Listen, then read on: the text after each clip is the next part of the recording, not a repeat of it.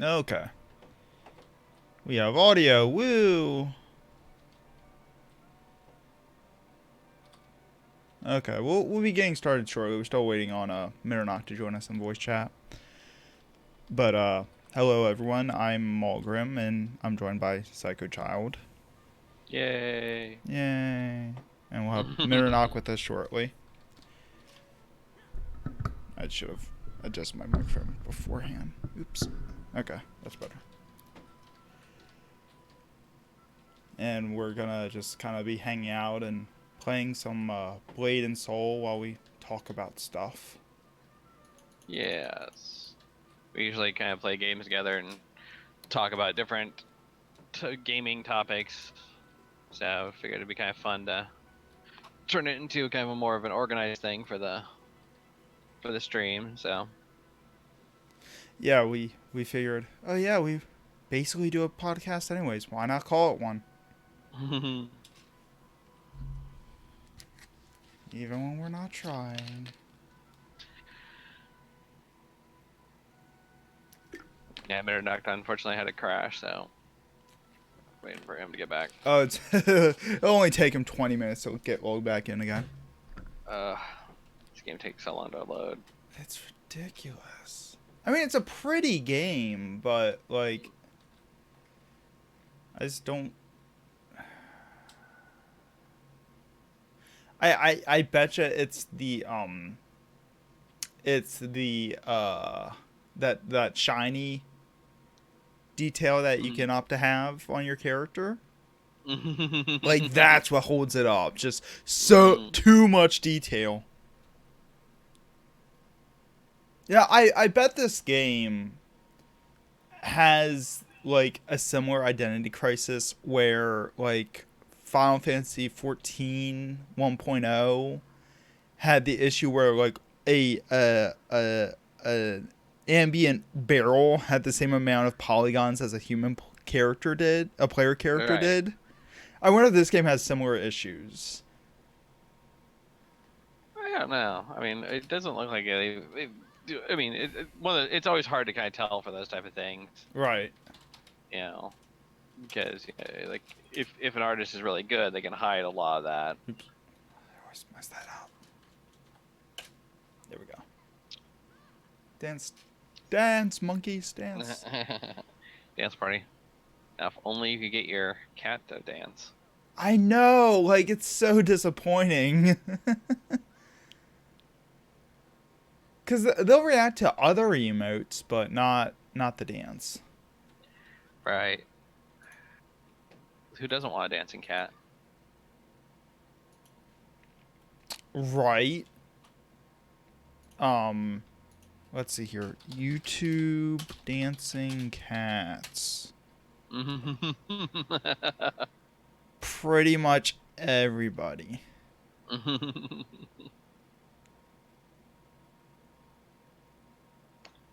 That's like somebody stopped and scared at the two Lin dancing. Uh-uh. Uh-uh. Uh-uh. My computer's not happy. We had a power outage earlier today while I was still passed out. And my computer does not appreciate power outages. I have to go through like this entire like 5-step process just to get it to boot again. Oh my. Yeah, it's weird. Like I've never had a computer have this issue before until I built this one. But if it loses power, I have to turn off the power supply, flood flash memory on the power switch, turn it back on, or turn power supply back on, go to turn it on, let it try to boot, it'll fail. I turn the power supply off again, then I reset the flash memory on the power switch, turn power supply back on, and then it'll boot. Weird. And then that's only step 3. And then it will say that there is an unauthorized update to the firmware of my hard drive. and it will refuse to boot my primary hard drive. And then I have to go into BIOS and tell it to change its secure boot options from being whatever the manufacturer is. I think it's like UEFI Windows to being other OS, and then reboot it again, and then it'll boot Windows.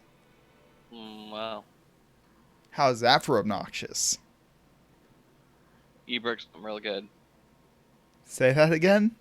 You broke something real good. It came broke. Uh-huh. Imagine my confusion when I had to look up how to fix that. Unauthorized firmware updates. Odd. And now, my Windows is not booted properly.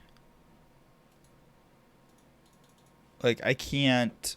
Like, my desktop toolbar is all sorts of messed up.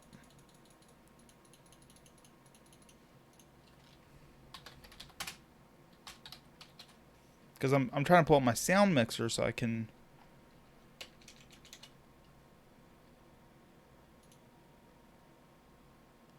Okay. That's not what I wanted. I want volume.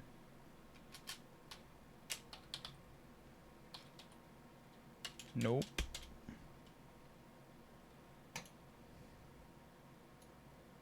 There we go.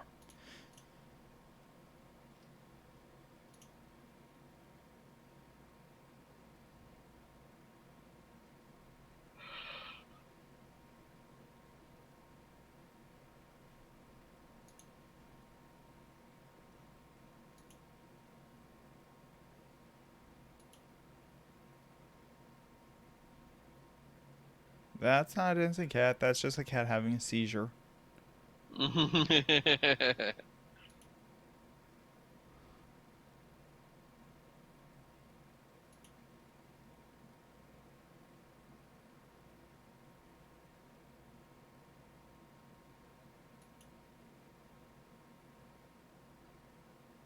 Yeah, a lot of these cat dancing compilations I was going to make a window for or not.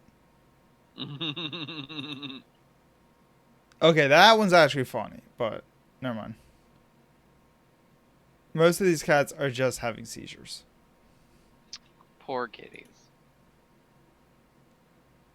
Okay, the one trying to catch the sound waves coming out of the subwoofer now, that is funny. Okay. I just didn't want to have the music playing. Get the stream shut down.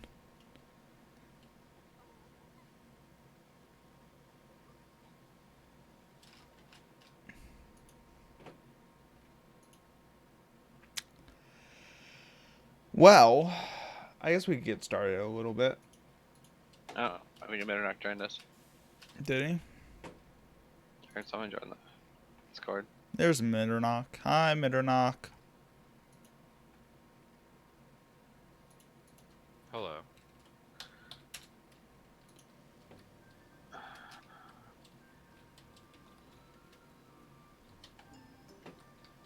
All right. Normal difficulty party. Oh no. Hey there, Vela. Don't need it to be more difficult than usual. I am naturally difficult. I know. Like, just have normal difficulty, not like advanced difficulty here. I can't make any promises.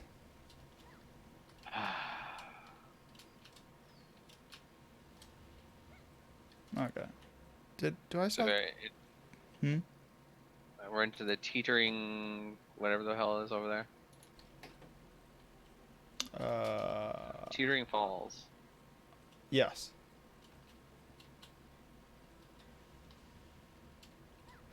Okay, so... Oh, thank you, Vela. I worked very hard on it. I'm still kind of like, there's a couple things I want to change around on it, but I like it. So I guess get things started off proper and all that.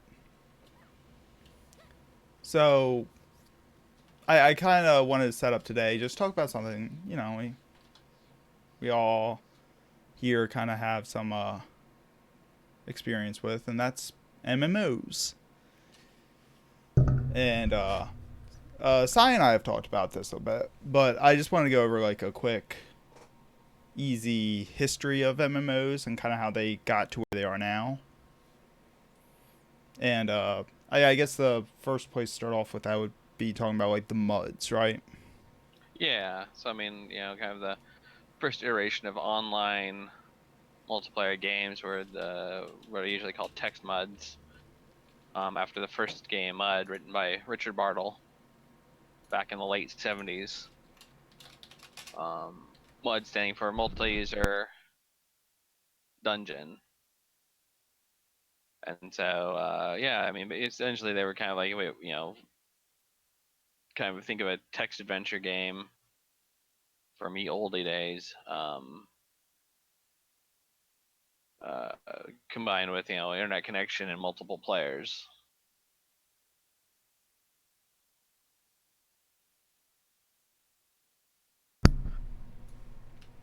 Right. And I've never played a MUD. I've always kind of wanted to, but they were a little bit before my time. I mean, they still exist, but definitely aren't As the cool popular. thing. Yeah. I mean, I mean, basically they're very niche interest, and they have like a lot of very kind of dedicated followers. Especially like role playing. Like there was a lot of role playing focused MUDs out there. And because everything was text, like in games today, like Final Fantasy 14 and all that, you have the /emote command, which barks out a bit of text into the chat, and that comes largely from MUDs where people would do various behaviors and actions. Right. And since everything's through MUD, everything's through text, it kind of like kind of blends in together. So Yeah, they kind of did that with a lot of IRC chats too, didn't they? yeah, IRC was another. Oh god, Oh what was my that? goodness. Fix your loot options. Jeez. Why does it not remember this? Okay. And I purposely have the game volume turned down for these streams, so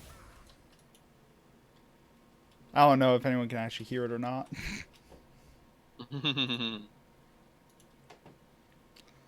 Oh, so Vela asks, it's kind of like Zork with other people then. Yes, yeah. Zork is another. Yeah, basically text adventures like that. So yeah. Um.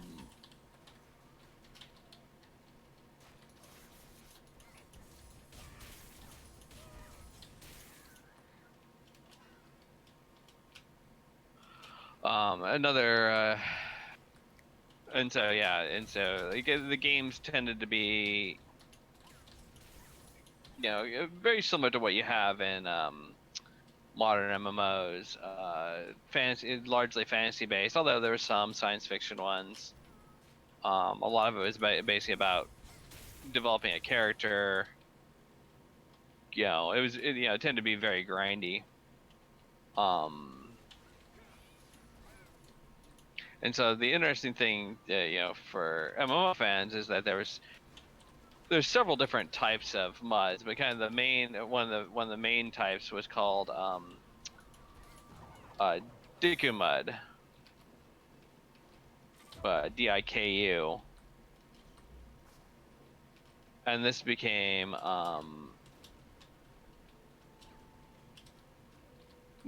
basically kind of the predecessor to a lot of modern MMOs. I have a couple of side quests over back here, so. You and your side quests. Hey, you got me 2 levels up on you guys, so I'm almost another level even, so probably turning in. Um, The pot flipped but and landed on his head.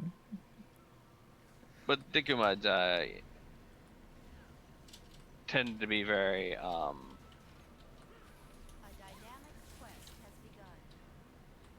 Oh yeah, dynamic quest. Ooh, spooky. But Digger mods were basically kind of like EverQuest is obviously very directly influenced by Digger mods. The kind of open sandbox type style. Oh, I mean, it was actually less sandbox. It was more of a very directed type of behavior. Oh, okay. Um, Don't shoot the puppers.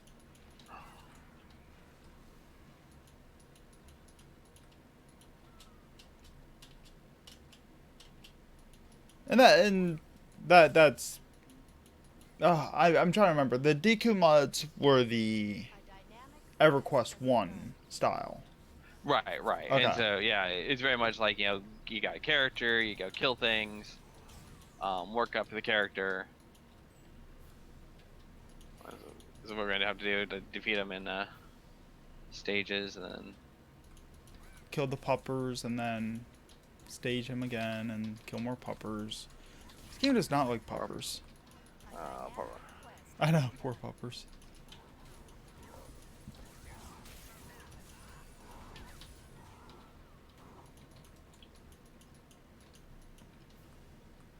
um, but it was very much focusing on achievement. You're trying to get to top level, highest level fast. Grinding monsters. Um, then you had different kind of classes that the character could be. Um, one of the big things about it, it was very easy. It was very easy to run the game. Right. Kind of not really a sophisticated setup. Yeah, I mean, for organization, I have one more side quest over here before we leave. Oh my goodness. Okay. I know. And so,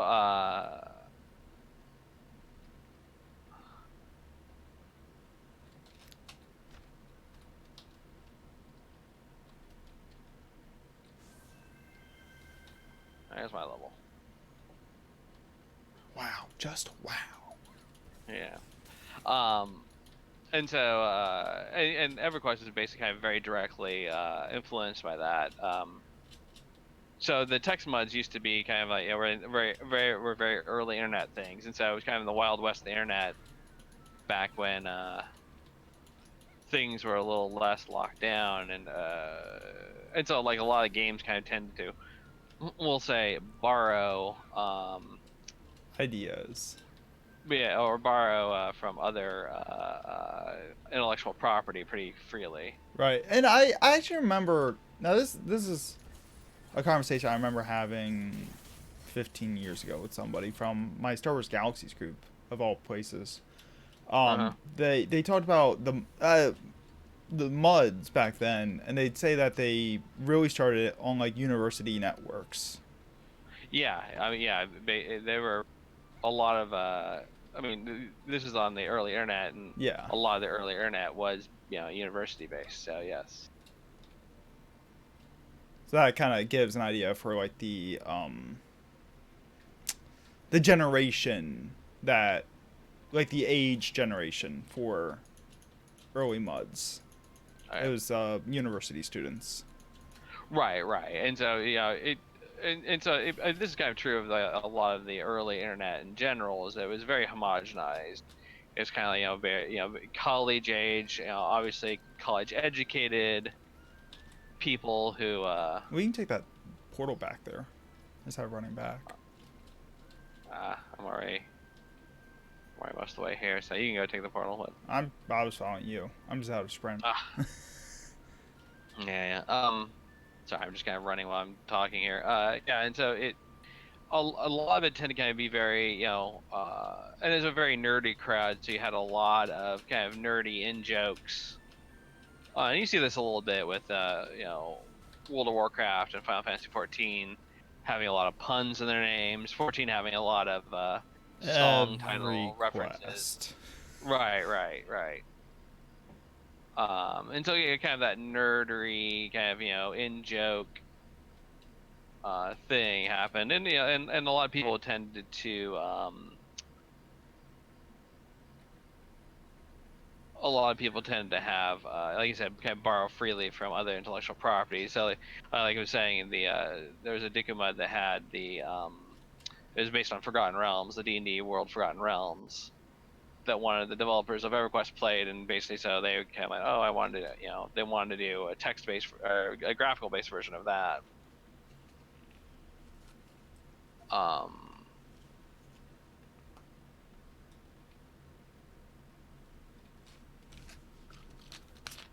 Off the Shady Quarry, huh?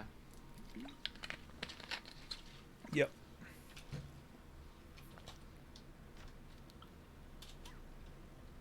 And so yeah, the original EverQuest with its very kind of grindy gameplay was pretty directly based on that. And that kind of helps explain kind of the similar tone and motif that D&D tends to have. Right, right, and And a lot of a lot of games, especially particularly Western games, have kind of the same kind of uh, very similar feel to and core gameplay. right. Where like but when this is like all based on the Diku muds, um, yeah, and like you said, which kind of came from very university culture. Hey, Uh, Mitter's right. This place pretty sunny for being shady.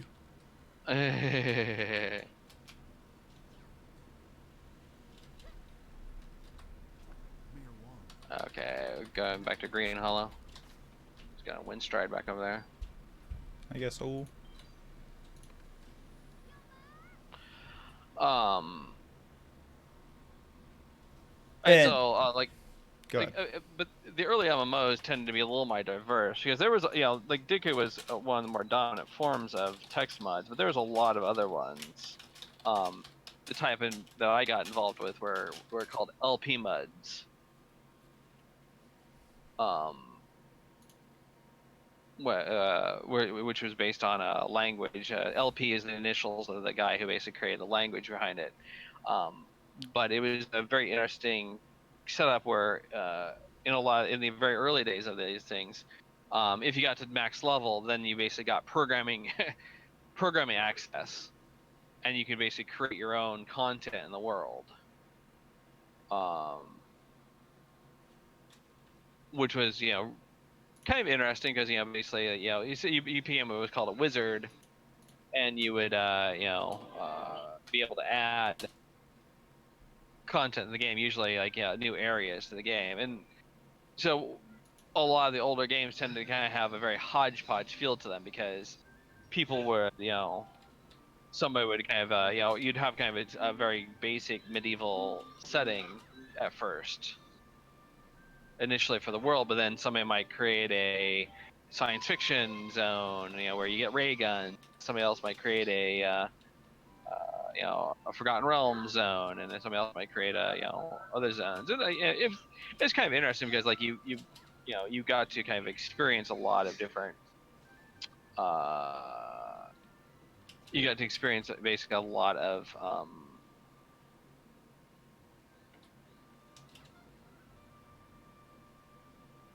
a lot of different types of like for example, like I like the Thomas Covenant series. And I kind of learned about that from playing a text mud, and and somebody kind of someone creating a zone based on that, and so I went and read the books, and really enjoyed them. So are you saying playing text-based games encourage you to read? I know, huh? Go figure that one out. Mind blown. Right. Um. Yeah, and so like a lot of the so a lot of the early MMOs You had Ultima Online, which is also based on the kind of the single player series that people enjoyed. Uh, I worked on a game called Meridian 59, which is a bit more kind of a standard medieval fantasy. But there's a lot of games focused on. There were a lot more. There were a lot more variety. EverQuest being kind of one of the biggest and most popular ones. Um, but then and so the game industry kind of being very conservative in business, kind of saw, oh, this EverQuest game is doing pretty well. We're gonna we're gonna copy that. And so you got basically a lot of EverQuest clones. Ooh. Yeah, then you got like Final Fantasy 11, Star Wars Galaxies, which was by the same company. Right. You got Dark Ages of Camelot. Right. Yeah, Dark Age of Camelot kind of focused a little bit more on player versus player combat or PvP. Um, oh, I got a new ability. Remember to check today's treasure trove. What is this? You roll it. You roll. You spin it basically, and it gives you things that are available for sale. But you can only buy one thing per day. I don't have enough money. Okay, that. No. One thing per trove. Oh. You can buy more keys to open. Oh, you basically get a free open per day, and then but you can Yes. buy more things. Okay. Thank you, EA. Well, I mean, this is kind of the business. Yeah, it's jumping forward several years. Now we have free to play MMOs, but it's Mud's the original free to plays. I mean, yeah, they were generally very they were generally free to legitimately free to play. Like there was some games would basically ask for donations. Mm-hmm. But yeah, like this is kind of the advantage of like being run on a university network, was that They weren't paying for the network. right, they were kind of like using using university resources. And I also remember hearing people talk about time. Like, oh, with a lot of those networks, they would only be allotted a certain number of hours on certain days of the week. Right. Well, a lot of times, large network computer resources like that were very limited in what like how much they could do, and so like during the day, computers at the university were for university students. Right. But then during evening, when basically usage was lower, when usage was lower, basically people would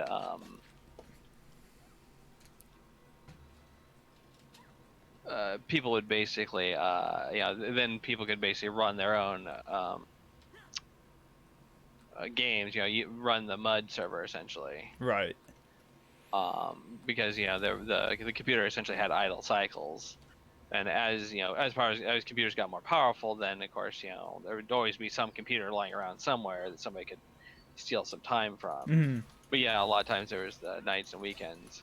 And then kind of like in parallel with this, you also had text games on the network services of the time. AOL, Genie, and things like that. And like these network services were essentially like little mini internets. You could think of them Mm-hmm. like, where they, or if you want to say it less politely, they were walled gardens where people,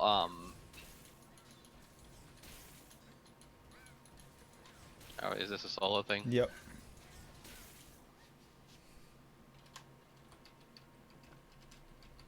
Um, And so a lot of time, so basically, you log on to Genie or AOL or whatnot, and you would be on their network, and they would offer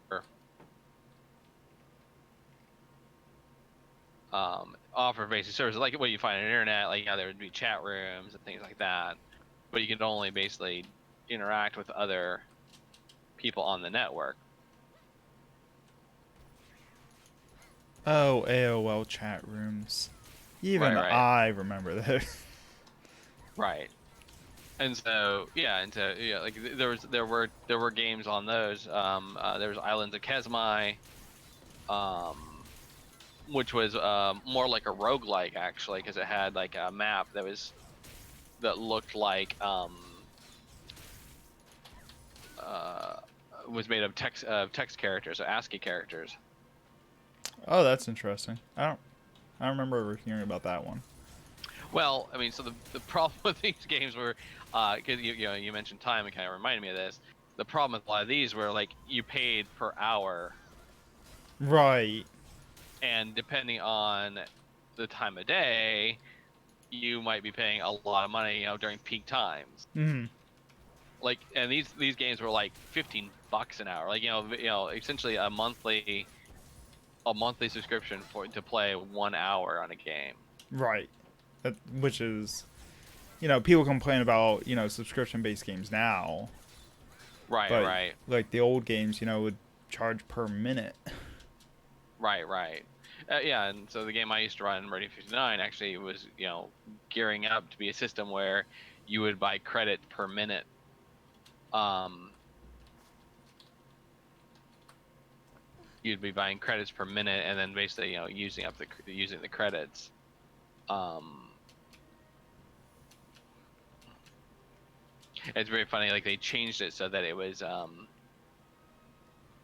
instead of counting down, it would count up. So basically, you could tell how long somebody had played total based on their credits Hmm. that were accumulating on their account.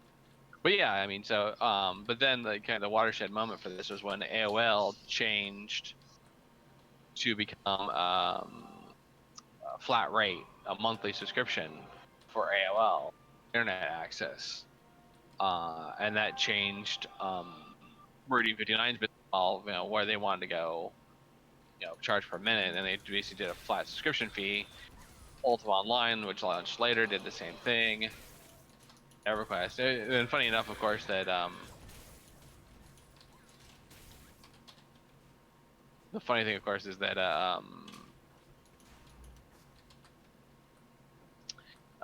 Meridian and 59 eventually kind of uh,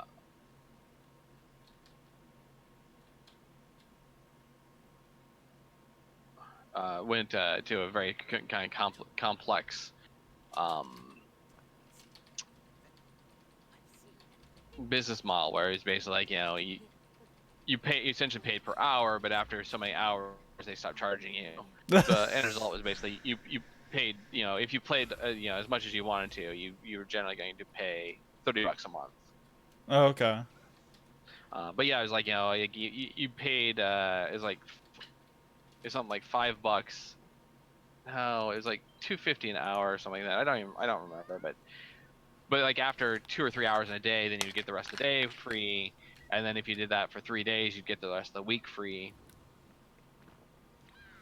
Okay, that's Yeah, I mean it was, and like like a lot of people kind of suspected that this was kind of done intentionally to be confusing, so that right. people wouldn't kind of realize that, oh, I'm actually going to be paying a lot more than the $10 a month that they originally were charging.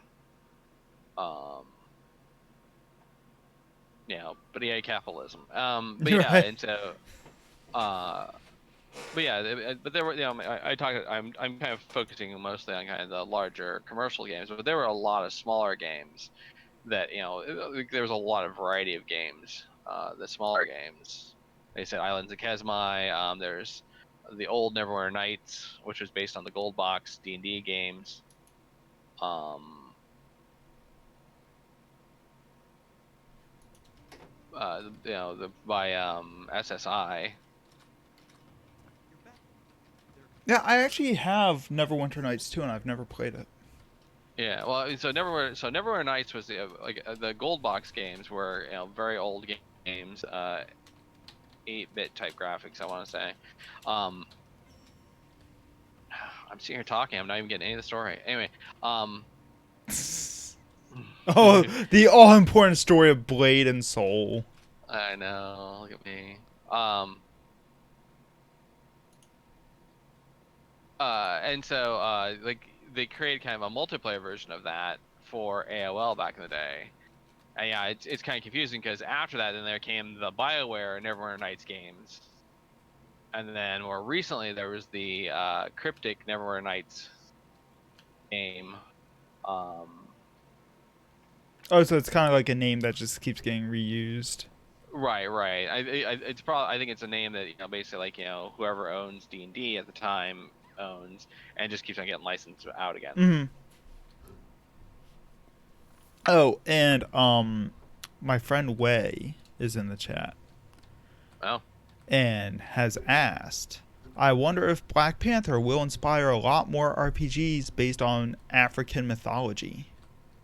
so funny story about that. Actually, there have been a couple of games, RPGs inspired by African mythology. During the D&D 3.0 era, D&D third edition, they had what was called open game license, so you could basically use the D&D mechanics in a game for free. And there was this really great game called Nyambe, Nyambe, um, that was basically was D&D based on African mythology. Um, in addition to this, I very very briefly consulted on a game. Somebody wanted to create an MMO based on African mythology. Um, I'm wondering if I should kind of go into these this story, because this is a lengthy story, but it kind of like sums up the game industry really well. Oh no. Um, Yeah, so basically, um, uh, so there was this company that decided they wanted to get into making MMOs, and the guy was not a game developer, but basically, his son was really into games and like wanted to make games. The guy basically was in a southern state, we'll say. I'll kind of scrub that to in case somebody knows. And decided that he wanted to make a game. So they contacted this one guy. Oh, we're done in here, I think.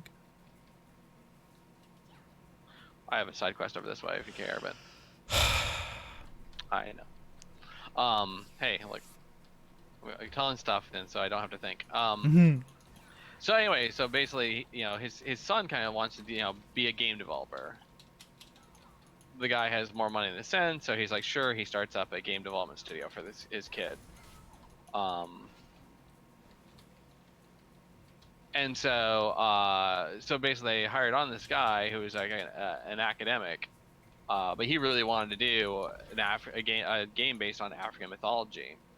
Hmm. Um, and I was really excited about it because, like, I thought it'd be great to basically like have something that's not just kind of like typical European medieval fantasy. Something different. Right. Right, I know, huh? There's something else on the other branch now. Um, and so the problem, of course, was it was just a giant mess. Like, the guy was, the guy who was running the studio obviously was a savvy businessman, but like didn't know didn't know anything about running a game studio. Right. And so, and then basically you kind of had to put up with this kid who, like, like one of the things I always tell people if they want to get into game development is like, making games is not the same as playing games. Hmm. But of course, his kid like had no kind of concept of this, and so, um,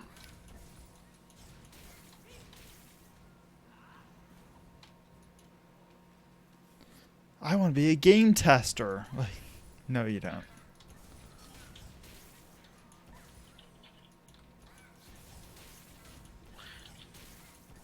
Yeah, and so basically, a game tester. I'll get into that story here in a second. Oh no.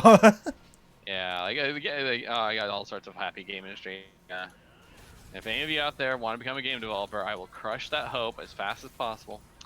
Yeah, if anyone has any questions that they want to pose to Sai or Mitter, Yeah. feel Please. free to post them, and I will keep them on track and get to them when we can. Right. And so basically, I was talking to them very briefly. They wanted me to move. I was not all that excited about the idea of moving. Right. Okay, I'm done here. But I'm doing things. But yeah, and so the long and short of it is they really they didn't really get going as far as they wanted to. No. Yeah, and I mean, the guy who was that basically was the academic who was doing the design, really nice guy. I was really excited about the idea of doing an MMO, but he just had ideas that were infeasible for the time. Mm-hmm. Like he talked about, when somebody does something great, they come back to town and there's a parade for them, thousands of people.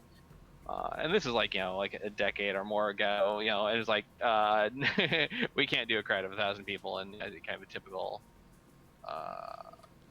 MMO engine. 10. So 10 NPCs. Right. That's all you get. Basically, kind of going back to the flower planter. Right. Yeah. Too many Final Fantasy polygons. 14, I guess. Yeah. We have a dozen flower planters, and that brings the game to a crawl. It's no, we can't have NPCs lining. Yeah, and it was just that sort of thing where he didn't have as much experience with game development. So I mean, so it's just it's a little unfortunate where you have you have people who who really want to do kind of interesting things like this, but it tends to be a little lacking in executional say. Right. Yeah, and people don't realize how many little cheats that developers do to make things look more grand than they are. Right. If you ever play any sports game or anything that's in an arena with an audience, take a good look into the stands. Right. Because there's 5 different people repeated endlessly. And if they're actual polygonal characters, I will be shocked. Right. Yeah, they're basically flat characters, or if they are they're very low res, very low texture, low poly, and it's the same 5 people over and over again. Yeah. So we have to kill things. What is there something over here? Am I supposed to be picking up side quests? No, I'm picking them up, but that's because I'm a freak. Just a freak. I'll log on and do them on my own time. Oh yeah, Vela brings out another really good point. She says, I think it was on Super Mario, they used the clouds and colored them green for the bushes to save on space. Yeah. Especially when you start talking about a lot of the older when you start talking about a lot of the older consoles, they were very limited in space. And so things like that, using the same graphic but different colors. And a lot of RPGs of the era basically are kind of notorious for having monsters that are different colors. Right. Dragon Warrior games, the Final Fantasy games. Legend of Zelda. Right. Atari VCS. Right, yeah.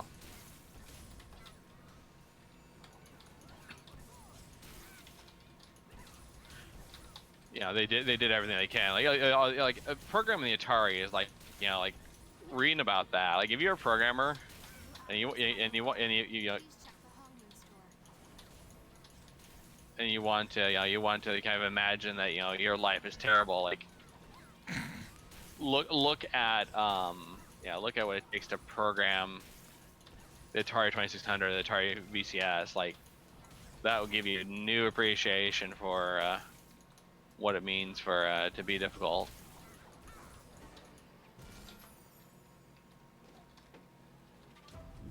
Yay, we killed it. We killed the bear. Monsters. We are monsters.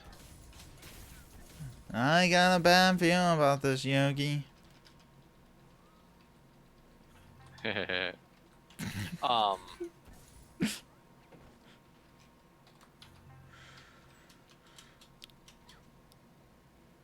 Anyways, what were we talking about again? Well, we got talking about we got really sidetracked there. Tips and tricks about how to deal with limitations of consoles. But yeah, but anyway, yeah. So the going back to the previous point, like there's and I think the other thing that people don't realize about games is how many games like absolutely fail to ship. Right. Like games.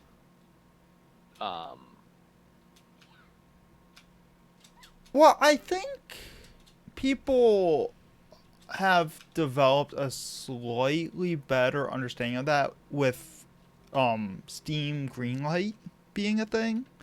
Right. I mean, well, yeah. I mean, like, well, I think people kind of like have gotten a little. I've kind of understood that a bit better. Seeing that this exciting game that you were hoping like, that we got in Greenlight, doesn't ship. Right. I think that opened the window a little bit for people to see the inside of that. I mean, I've fallen for a few games that I bought, off Greenlight. I'm like, oh yeah, this looks really promising. This looks really interesting. Right. And then the developers, 6 months into it, just go, sorry, can't do it.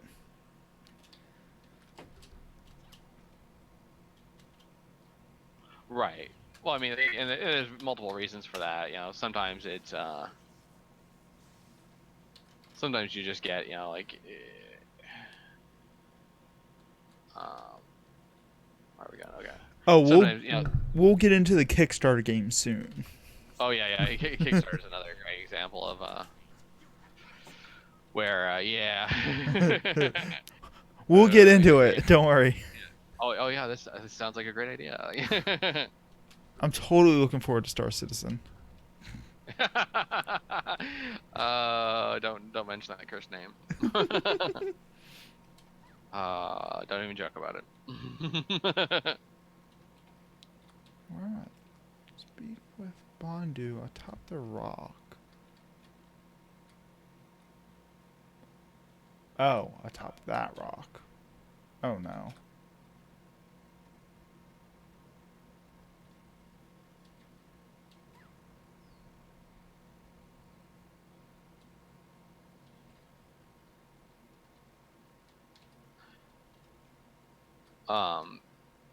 Yeah, and there's many reasons for it. Like sometimes you just kind of get like developing a game and it's just not like things aren't falling together like you hope. Sometimes sometimes like the team kind of falls apart. Like I was working on a game a couple years ago, called the Humanity Hypothesis, something I was very excited about. And just my the guy I was working with basically just kind of had a lot of personal problems that kind of like piled up on him, and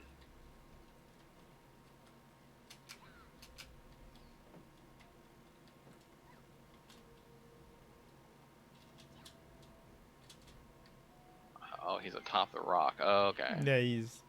Wait, was I not supposed to jump down here? Crap! Yeah, you gotta run up that tree limb off to the side. Gotcha.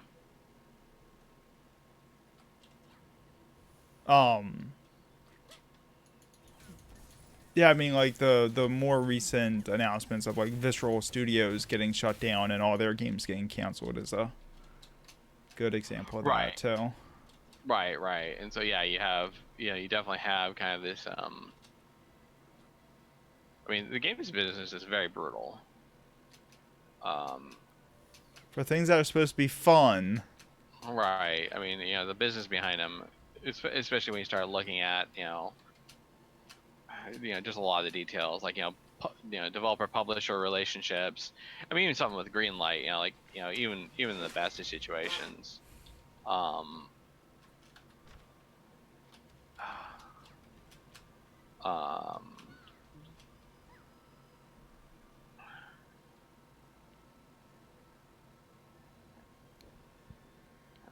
Jumping puzzles.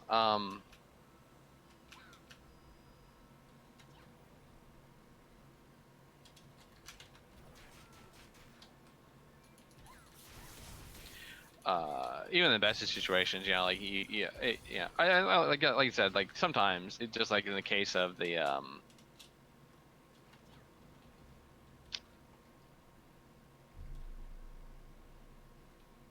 sometimes in the case of like that a game based on African mythology, you just have like really good intentions that basically kind of just you know can't be realized for various reasons. Right, and then like whenever, because a European medieval fantasy has been like cultivated so much that people know what to expect with it. Yeah, I think that's it's very But interesting because the that's a like very science tall fiction win. science fiction is a very popular genre as well, but for some reason like science fiction doesn't seem to grab game players as much as fantasy does. Right. Well, Um, what I was gonna say is like building a game based off of like African mythology. You can actually get into like a lot of cultural insensitivity through that. yes, yeah. Oh, definitely. I think like, well, I think in the past, like it's kind of it was the insensitivity where people are like, why would people care about that? And now, like now it's like, oh, maybe this is gonna be interesting, but like I don't want to be that guy who's the you know get picks the wrong resource.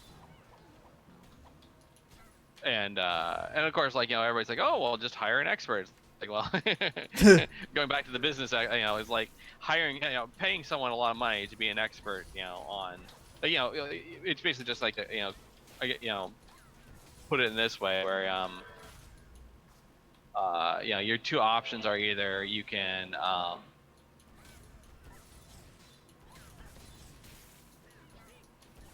you can either create a medieval fantasy game or you can spend a whole lot more money, wondering if you're gonna get wonder if you're going to get a audience for a an African themed game and run the risk of screwing it up, or potentially have to pay a lot pay someone to come in who may not even understand game design and development, and basically recreate that project I was talking about. Right. Like that's one thing is that I think the thing that the game industry is like most afraid of, like nowadays, I think it was better in the past, but just like taking innovative risks. Oh no, that's always been a problem. Yeah. I mean, okay, maybe the very early days of the industry, like when like there was no like There's there no was not like precedent before. right, where like everything was like blazing the trails. um you might have gotten you got people who would tried new things, but the I mean it's basically like any other creative industry. You look at movies, a sequel to a movie is guaranteed to make at least a certain percentage of the income of the first movie. Whereas if you're trying to do something completely new and different, there's no you don't have that guarantee. Yeah, movie studios are terrified to try new IPs. Oh yeah. I mean, and then and of course, every once in a while, like you have like a movie like Terminator 2, which like completely blew away, like swamped the original, you know, um, the returns from the original Terminator. Yeah, and then you get the same thing with Alien and Right, Aliens. right. I mean, that's like kind of the hope is that, like, well, if we fail, if this movie fails, we're at least going to get like X%. I forget what it is, but like, basically the rule of thumb is you're going to get, some high percent, like 70% of the returns of an original movie in a sequel. Yeah, and then But there's then Return of the there's always Empire, that which chance, won right? it. Right. Oh yeah, and then there's always that chance. Yeah, like yeah, exactly. Like that you have that breakout sequel, Aliens to Alien, um, Terminator 2 to Terminator, that type of thing.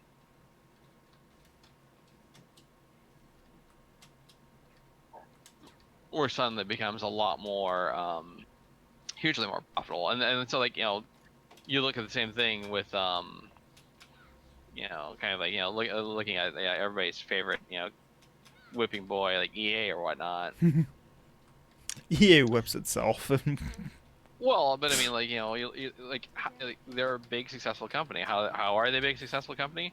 Because they like uh, two words, one word for you, Madden. Like Madden 18, Madden 17, Madden 16. Like they can crank out these games on a regular basis. They have a built-in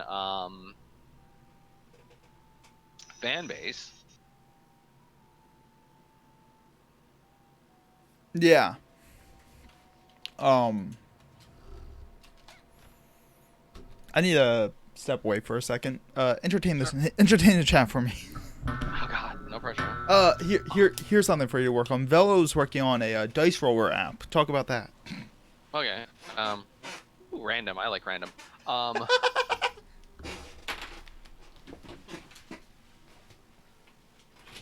Uh. So a little bit of a blathering about random. So what's interesting is there's multiple different types of randoms that people don't realize. Like there's the two kind of basic types of random you can look at is a random with replacement and random without replacement. Random with replacement is like dice, where if I roll a d6 and then I roll another d6, I could get the same number twice in a row.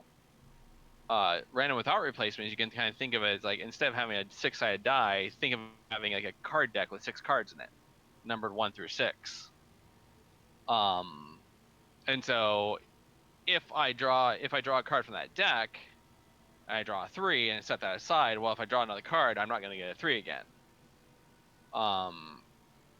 So what's really interesting is that like a lot of times people have kind of this concept of what random means, kind of psychologically. I mean, a lot of like what you're doing in game design is like, how is the player going to react to this? Um, Trying to understand that.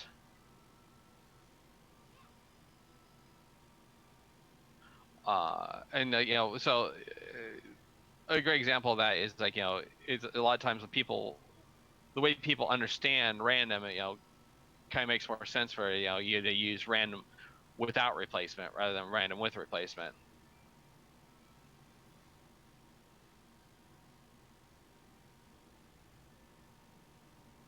Um,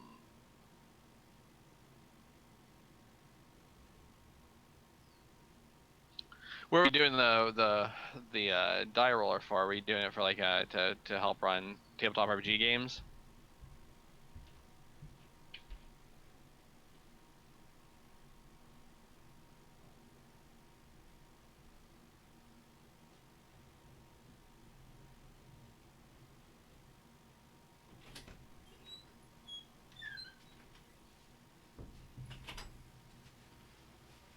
The stream died.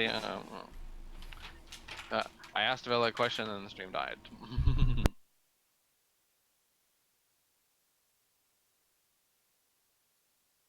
Obviously, the lesson here is never ask questions.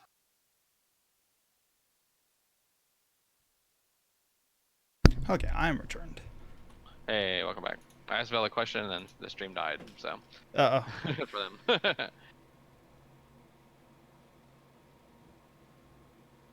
I just kind of went a little bit of boring blather about the nature of random. So Nice. Control F5.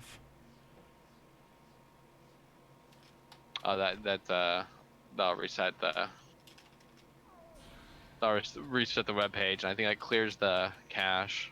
Oh, instead of just doing an F5, that just refreshes. Yeah, yeah. So if you have if your browser has bad information in the cache, if you do Control F5, Nice. it'll clear the cache. Yeah. Good to know.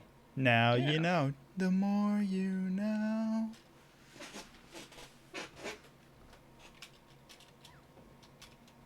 So back to MMOs. Right, right. Like I try to steer a train back into the station, it's just nope. Well, sometimes you just get No, it's all interesting good. tensions. Um, so we talked about the MUDs and we talked about the EverQuest era. Right. Uh, we talked about the I want to say the innovations of World of Warcraft, but I mean, to be fair, Warcraft did innovate in a few ways. Blizzard, is a very successful company that, um, oh, I need to attack a muskart and, um, but anyway, Blizzard basically very much, um, is a company that basically kind of took, um, that basically took has been in the past it's kind of taken other types of games, improved on them.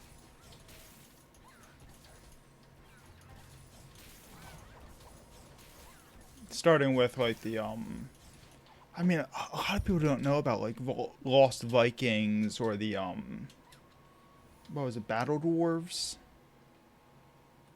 Yeah, the Lost Vikings was the kind of the puzzle game. You had three Yeah, different dwarves, a jumper, a shield guy, and a sword, and like a lot of it was kind of and actually, well, yeah, I mean, the interesting thing is like that was actually one of their more kind of original IPs. mm-hmm. Uh, And then there's Another a game. side scroller too.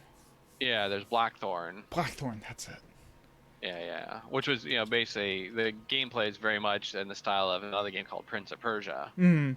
Um, the original Prince of Persia, not the Sands of Times remakes and whatnot. Um, Which they actually did remake the original as well, for yeah, the yeah, like 3DS, I think it was. yeah, yeah.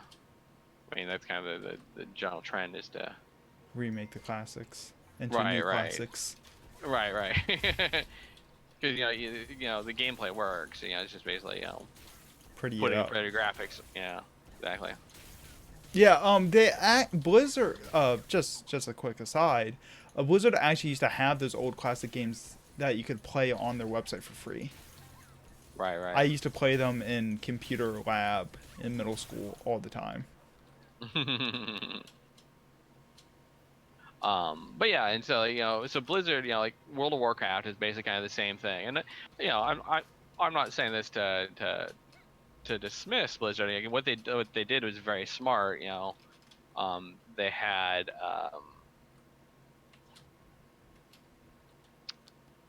What is that? That's a what? giant lightning kitty bird dragon. What is that? I want to go pet it. I'm gonna go pet it. What step of the quest are you on? Go to Chief's room. Oh But yeah. I actually picked up side quest for once, so I got distracted. Oh, I see how it is. Yeah. Okay. I'm in the Chiefs room. I don't know if this looks like it. I don't know if this is a solo instance or not. It's probably just a turn-in thing. Talk to the guy and do the stuff. No. It's actually an instance. So you have to kind of sneak past some people. But but yeah, so Blizzard kind of did the same thing with World of Warcraft. They created Warcraft 3, which they obviously develop a lot of the icons, they develop a lot of The the heroes and right, the heroes, the story, and a lot of kind of the basic lore of the world. A lot of the world building was done in Warcraft 3. mm-hmm. And so when they developed World of Warcraft, it kind of like really It was almost reduced. like a sequel to Frozen Throne. Right. Yeah, and so basically they reduced, they basically kind of limited. It looks like the engines because I think Middernach's in here with me, but I Mm-hmm. can't see him. It was a single circle on the door, so. Okay. Yeah, and so basically, like, so you have basically the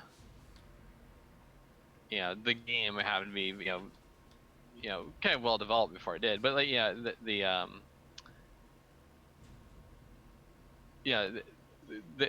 like Blizzard very much kind of borrowed heavily from other games.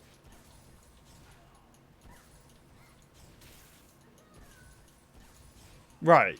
They don't take original initially. I mean, They'll create right. they'll retrofit into. Well, I mean, and another big thing they do is they'll improve upon, and so like the big thing that kind of World of Warcraft did that kind of changed a lot of how MMOs are perceived was essentially the quest log. Mm-hmm. Despite the name, EverQuest didn't actually have a whole lot of quests as we kind of think of them today. Most of the quests were kind of like very hidden, very secret things,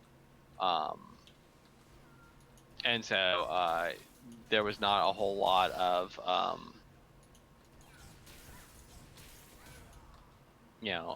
but so basically World of Warcraft kind of that was kind of their innovation, was adding the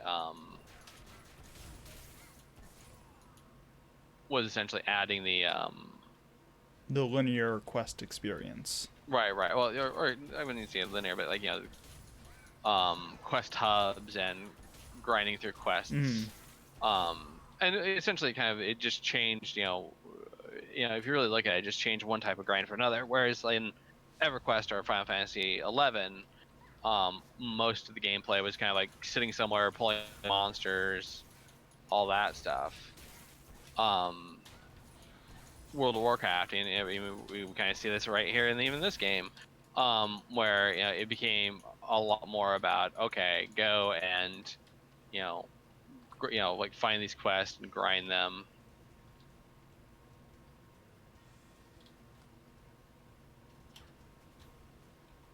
Right. And do the go here, do this type of thing. And yeah, because I remember in Star Wars Galaxies, like originally the first quote unquote quests that you got were like very end game missions that you got once you were part of once you were signed up with the Rebel or the Empire, and you're like a high rank faction member, you could get into the theme park quests. And that would be how you unlocked, like, got the final rank, if I remember correctly. If I remember correctly, because it went through so many changes before I actually got to play it that I don't necessarily know what the original design for it was. But to my understanding, that's how it was. Right. But that required a lot of mob grinding and a lot of PvP grinding, because your faction rank was more of a PvP rank than a faction. And the PvP ranks in that game would actually go through a weekly decay. So you would have to make sure on a weekly basis to get so many faction points just to be able to maintain your current rank, or else you would actually get demoted.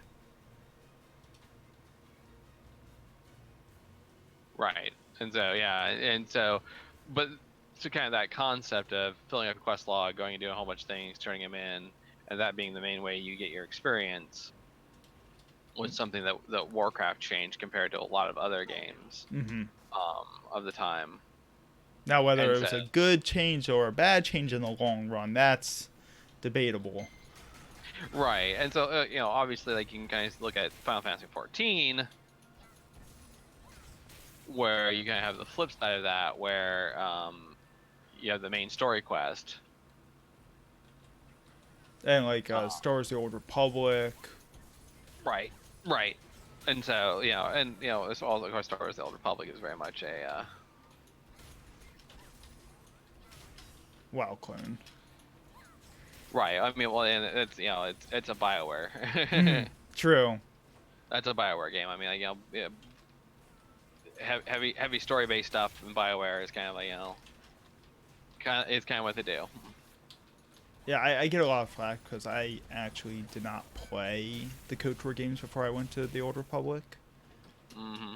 So, like, I don't think about it being a BioWare game. Right. But that's just me.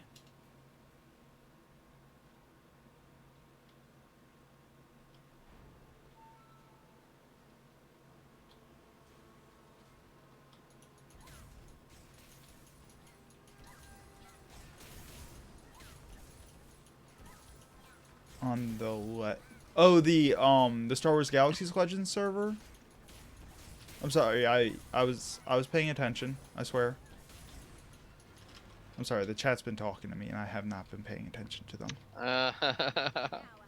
Shh, give me your secrets.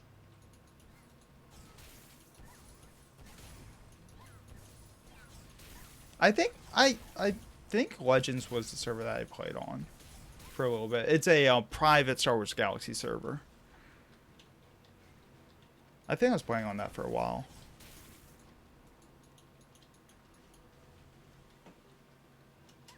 Well, anyway, okay, so that's the WoW, and it's actually kind of interesting how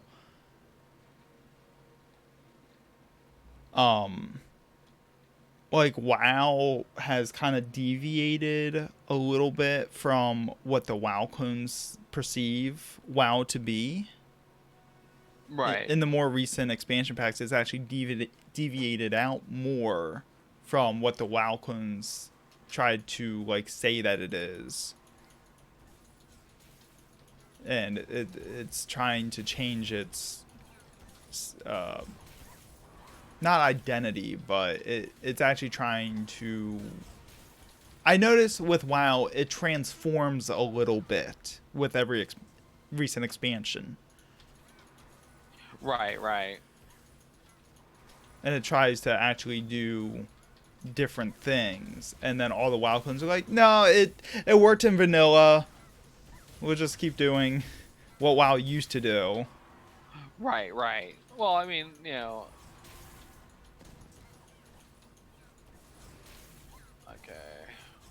Fuck am I doing?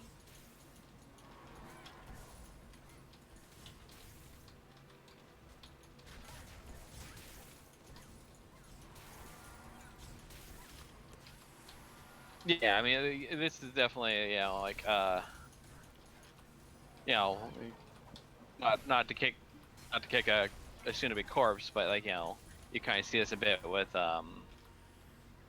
Wildstar. Right. Like Wildstar, a lot of kind of what I heard people didn't like about it was like there's this kind of hyper focus on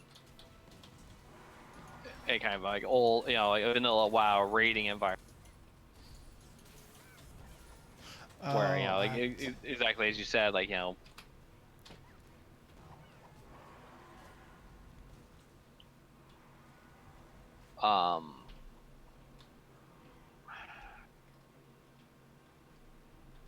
fixating on trying to like one up WoW on what WoW used to do.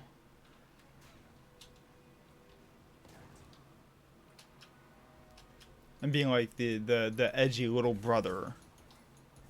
right, right. Not quite realizing that things have changed since then.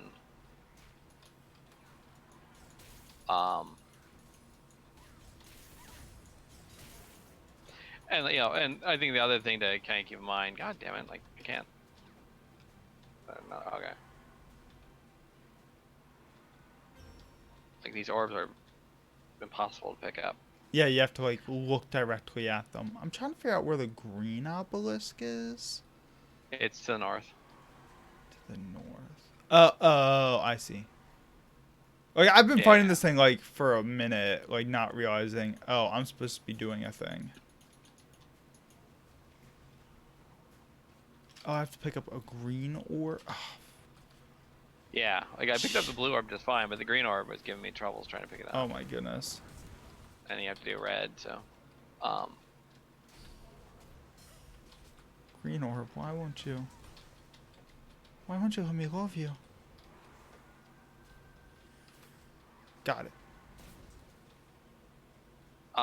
Yeah, and so that's kind of like the thing is that we kind of going back to kind of what we were talking about with the game industry, very very conservative business wise. Like everybody kind of looks at the leader and tries to do that. And like I said, I mean like it's kind of Blizzard's that's what kind of made Blizzard very successful is they took a lot of existing types of games.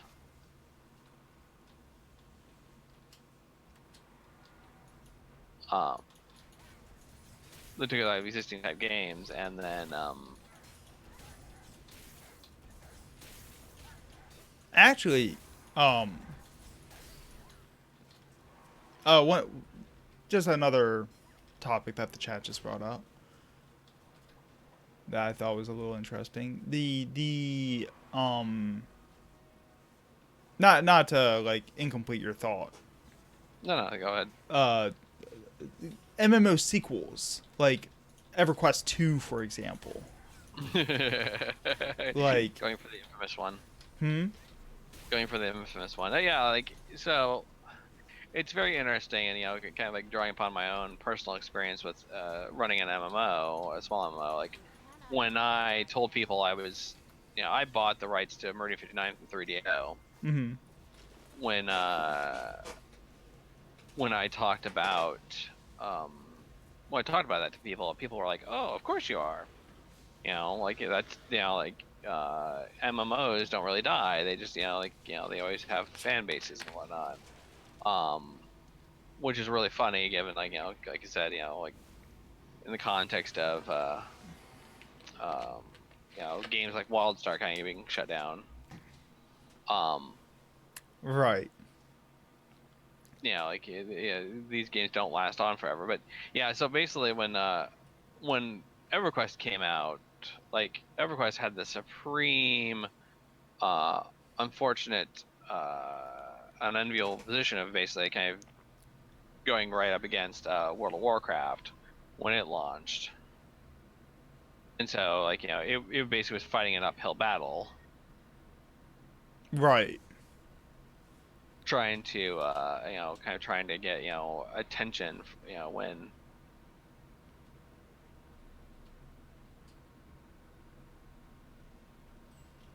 Trying to get attention when, like,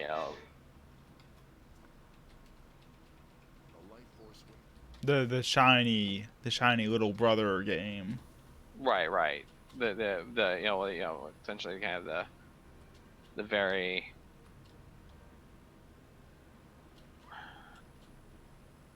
Absorb Wolf God's life force. Oh, did we kill a god? Was that what that was? Yeah. We killed a kind of blinked and missed out. god is dead. We killed him. Fuck. Yeah. It's just one of the gods. Ah, we got more gods.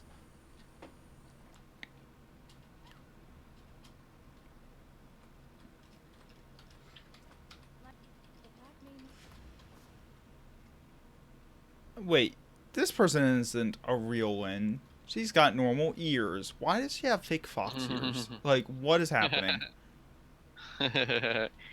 She's being culturally insensitive to our people. Apparently, she's trying to make a Lynn, an MMO based off of a Lynn's mythology.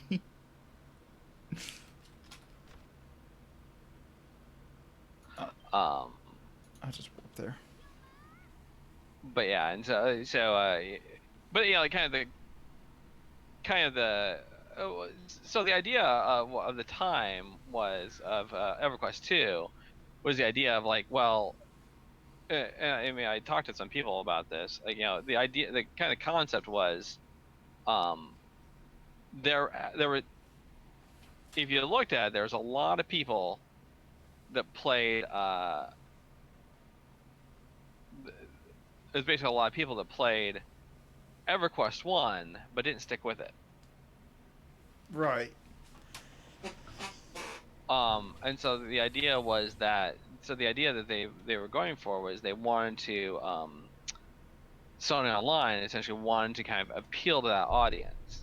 They wanted to get the people that liked the concept of EverQuest, but didn't stick with the game for whatever reason. Um, and so you tend to kind of like have, you tend to have like a lot of kind of cross pollination ideas, and so EverQuest and kind of like EverQuest and um, World of Warcraft kind of came out about the same time. Uh, had a lot of like very shared had a lot of kind of very very similar kind of design philosophies, and unfortunately like it was one of those things where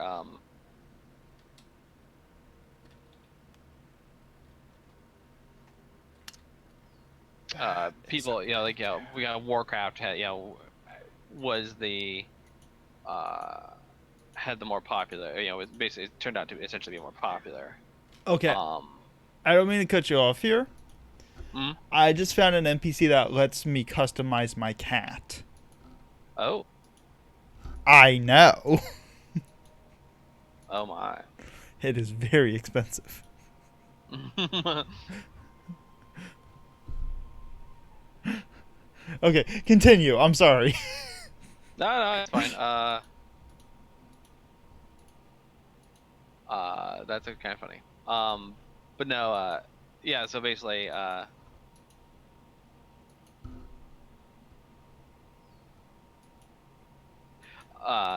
and so basically, kind of the idea was that EverQuest 2 kind of like failed in that way to kind of like get people excited because you know essentially Blizzard with their their strong brand with the Blizzard and the Warcraft names kind of took all the people. Um, it's one of those things that's kind of interesting to think about, like if an actual like sequel to an MMO could work. I mean, I mean potentially can in a way, like because you look at Final Fantasy 14 compared to Final Fantasy 11. 14 is a sequel of sorts to 11. Right. I mean that was the original premise. Right, and like as you see, a lot of the a lot of like we're starting to see like a lot of the stuff kind of starting to tie back to in 14 tie back to 11, like with the mention of the Mithra, the minion you've got minions that are basically kind of linking The a lot of the races. universes. Yeah. Right. And there's a few little lore bits that suggest that um Eorzea is a futuristic Right. Vanadiel, Right. which Time path. I always thought was just a giant cock tease, but some people are like finding more and more lore to support it. Right.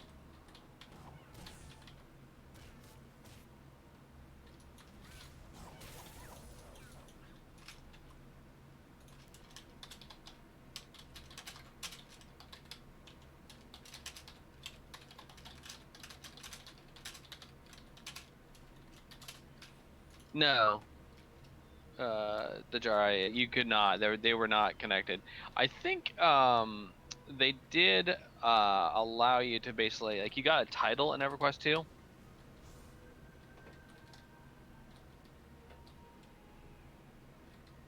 Yeah, I remember there was a lot of people that were upset about that.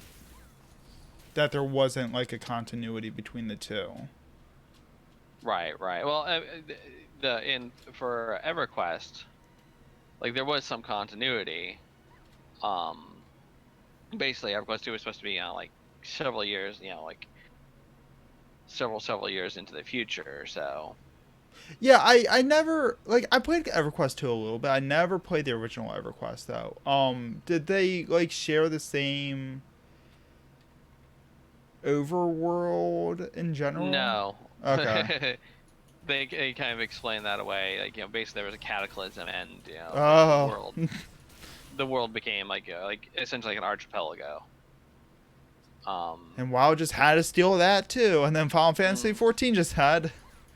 right, right. Well, 14 that one's actually kind of understandable why they had to do that, but WoW just did it willy nilly just to do it. Well, yeah. Well, to get flying and okay, we'll get into that later. Oh, I got to. Is this actually an upgrade? I just get your new weapon. I'm trying to do the side quest. I don't know what I need to actually do. Defeat the outlaws to draw out the bold. Oh yeah, yeah. Just kind of kill the lookout there. Yeah.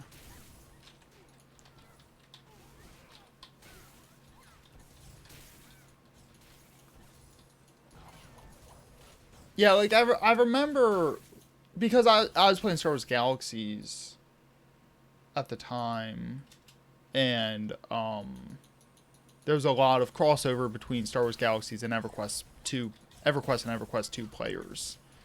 Mm-hmm. Because you could get the all access pass, Right. and a lot of people, I remember talking to them, and they were very upset that they had to start over from absolute scratch for EverQuest 2.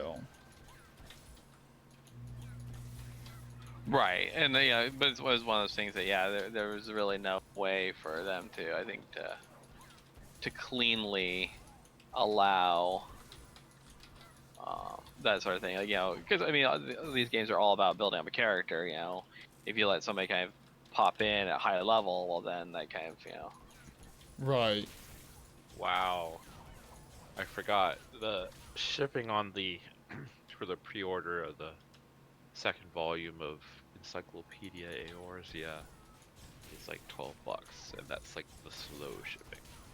Oh wow. Oh my goodness. I don't remember the first one's shipping being that expensive.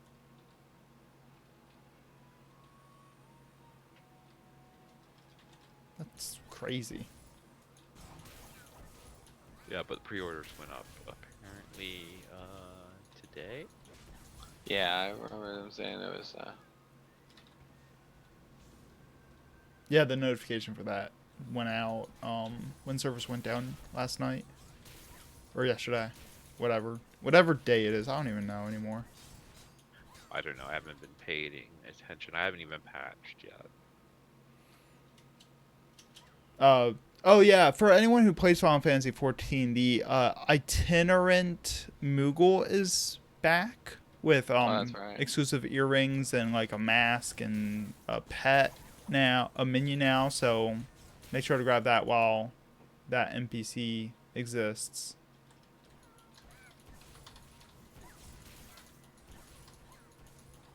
$304 pages, which I don't know. I think it's about the same as the last one. And then you buy it, and then you find out it's just the same book rewrapped. Supposedly, it's more of a. I was listening to people say it was more of a focus on Stormblood. Yeah, it Oh, is. okay. There's sample pages on it.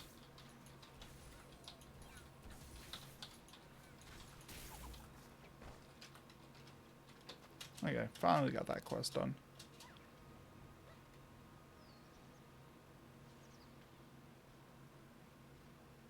Oh, Pumpkin, what game were you looking forward to on Steam that got canceled?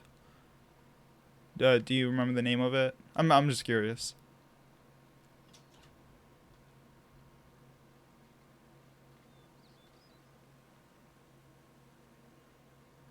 Routine. I'm not familiar with that one. I'll have to look that up.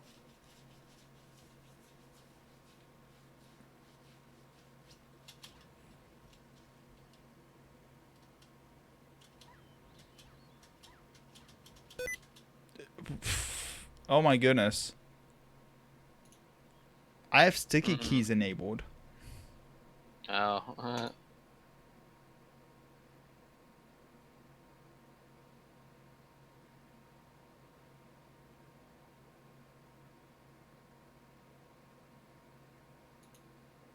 That actually made me jump a little bit.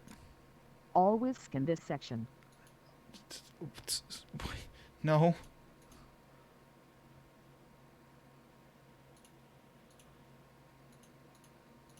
What is happening? Oh my goodness. I am pushing all the wrong buttons here. Okay. I'm good. Yeah, it's like the kind of the concept of a MMO sequel is, was viewed as a little weird. Yeah,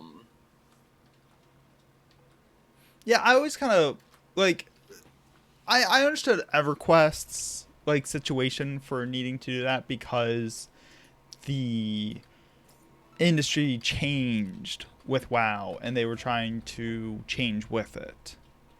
Well, I mean, EverQuest 2 and World of Warcraft were kind of launched at about the same time. So, Right. yeah, I mean, I think there was definitely a kind of a change in attitude. Someone else also brought up Firefall for MMOs that have died horribly. Oh my. Which we could have an entire podcast just to talk about freaking Firefall. Okay. Yeah, I mean, like that's not one of those things where like what I talked about before, like games fail. And this is kind of the interesting thing is like sometimes they take a long time to fail. And kind of like one of the aspects of the game industry that's kind of funny is that like major game developers kind of have a bit of envy about movies, essentially, where they want to there's a lot of kind of like this desire that like, oh yeah, like yeah, I can make games. What I really want to do is I want to make movies because that's respect. And so you got a lot, I mean, there's a little bit of that with Firefall, where like they tried a lot of other things besides making the game. Like they wanted to be a TV studio, like arguably to make promos for the game, but then they wanted to do original content, and it was it's one of those things where they wanted to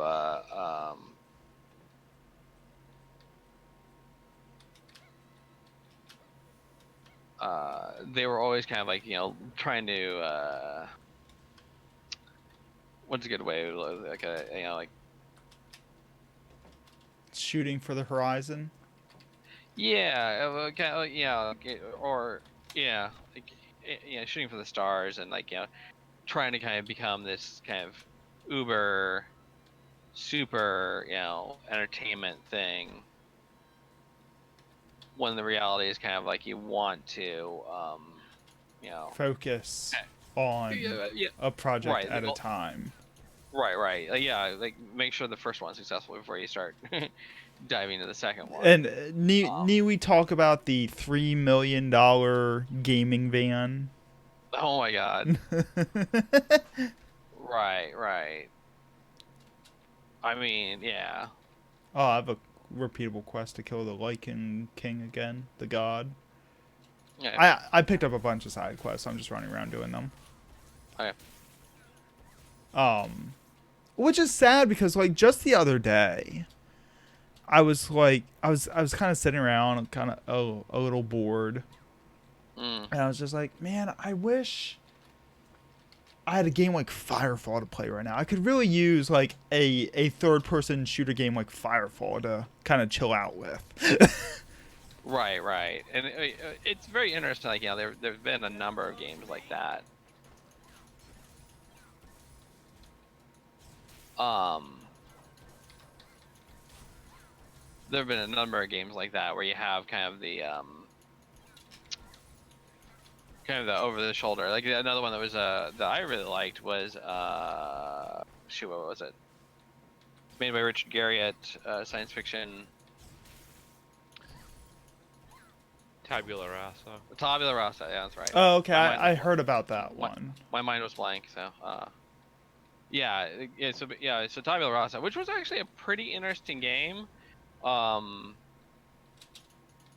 the big problem, of course, was like it really didn't know what it was doing. Hmm. um, it was kind of torn between being a shooter and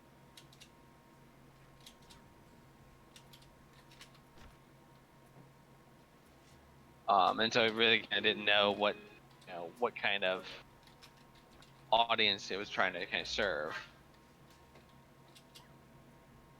Yeah, I love the concept of like a shooter MMO, but I don't think, as short of like Planet Side 1, which did not know what the hell it was doing, but managed to make something of itself. Like it managed to create its own like subgenre of MMO FPS. Right. But it was very, very prototype, very experimental, and even the developers like admitted that they Oh did yeah, not like know. right. They were kind of throwing things at the wall to see what sticks. And Um, but like I don't think there's been a genuinely like perfect meld of like a shooter or MMO hybrid. I don't think anyone's like found the right mixture for that yet. mm, PlanetSide 1 got close, I think, and like the devs would even talk about like, yeah, we kind of want to put more like RPG elements into the game, but we don't know how to do that because it's a PvP shooter. right. So we're not going to. Right. And then they made PlanetSide 2 and we got PlanetSide 2. Destiny 2, I've never played as a Destiny game, but it doesn't come off like as an MMO to me. Well, I mean, and Bungie actually very like with Destiny, like very explicitly kind of said, no, this is not an MMO. Destiny's not an MMO, even though it really is. I mean, basically, like Destiny kind of released at a time when the shininess of MMOs was fading. Where at one point with EverQuest and then World of Warcraft, like everybody swore that MMOs were the next big thing, and um, everybody's very excited about them.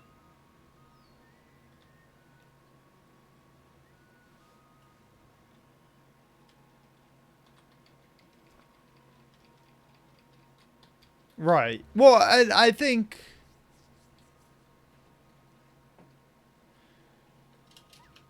And so, like, Destiny, Destiny kind of like, Bungie was kind of like trying to distance themselves from the MMO name. Right. Like I said, I've never really played the Destiny game, so I can't. I'm not gonna say like what it is or what it isn't. From what I've seen, I don't really see it that way, but I've never played it, so my Right. ignorance is probably ignorant. Well, I mean, like, MMOs are,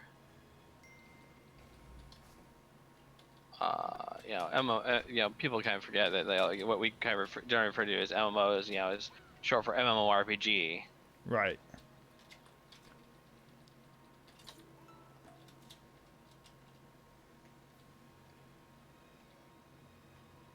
Ooh.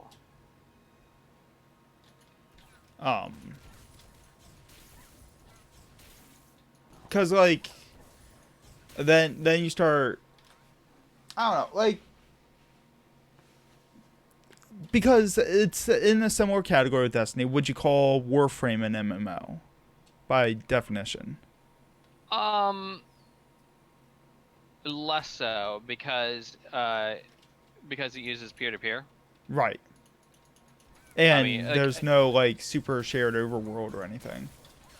I mean, kind of. I mean, yeah, a shared kind of a shared. Sorry, I got in a comment here. Kind of a shared Are you shared space is it. are you fighting the Sorry. Lycan? Yeah. Oh my god, wait for me. Okay. Well, I'm not killing him very fast. So. He's a big thing with lots of hit points, and he likes to jump at me. And Yeah, like just with like a lot of current just like genre redefinitions, I think the like massively multiplayer online has started to get kind of muddled. well, I mean, like if you look at the term specifically MMO, Right. there is someone here else here. So. I'm here. Oh, okay, but okay, I see you.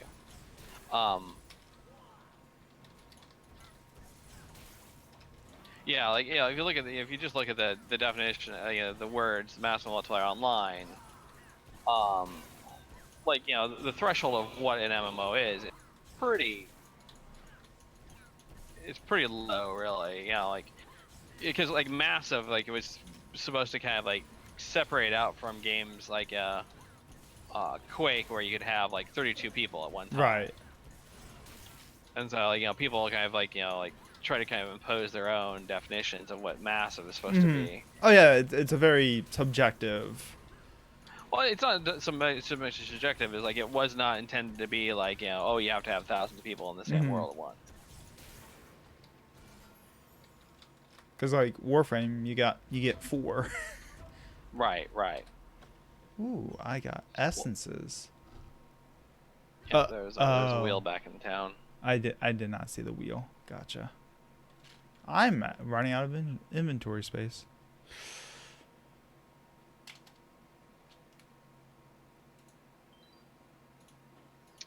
And so yeah, it's like Warframe like kind of has a lot of the trappings of a mass multiplayer online game, but like yeah, since you don't really have, it's not really massive. It's more kind of like a acquired to be online shooter. Right.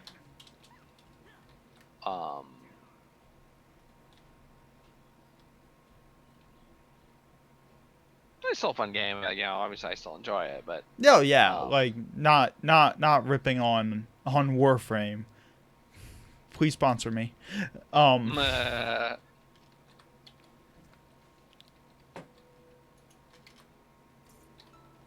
That's how you get sponsorships, right? You just keep relaying the product until the company's just like, oh, you're already doing it. Might as well give you money to do it. Fine, I guess. I'm gonna sit back and enjoy a nice, cold, relaxing Diet Coke. Right. With only 32 grams of sugar. Oh, it's Diet Coke. Shit. It's not supposed to have 32 grams of sugar. Shit. Did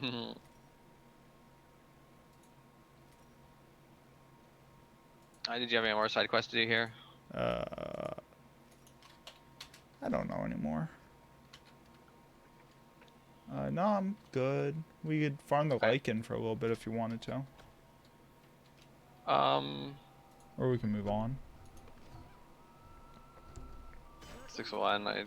Midnight. I think Vince staying, waiting around for us to do something. Do you want to move on, or do you want to go kill the Lycan for? Is there actually anything good for the drop? There is a outfit and a little accessory bit for the outfit. Is the outfit any good? I don't know. You can look in the showroom and look it up. It'll be under Moonwater Plains. God, we gotta do work.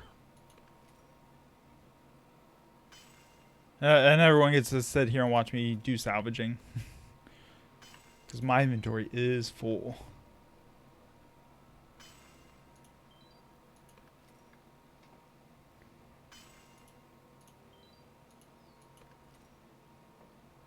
Moonwater Plains. Okay, let me...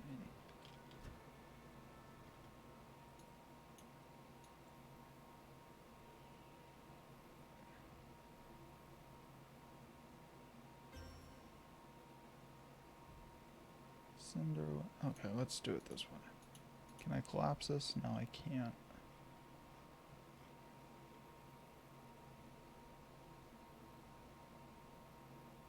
The wolfskin one? Yes. Oops. Oh, that's interesting. It's got little wings. My hair clips with it. I hate it. Oh, there you go. Okay, so no problem liking it. Not this time.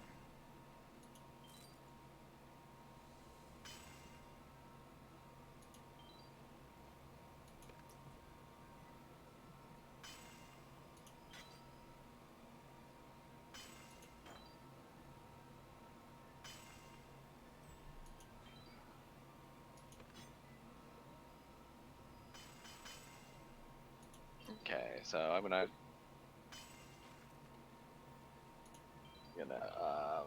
go to the next place, which is Hogshead Mill. Yes. Windwalking there.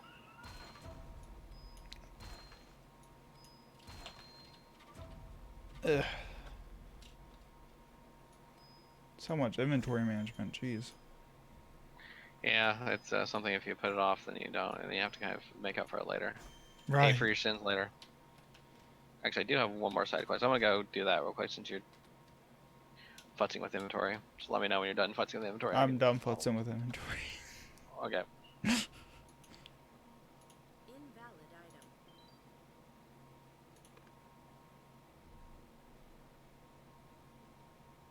item. Um.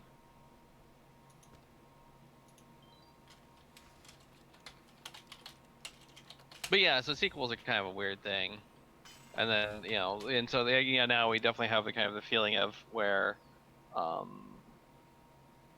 for a while games didn't want to kind of be claimed, didn't want to be called MMOs because kind of there was a lot of kind of negativity kind of associated with it.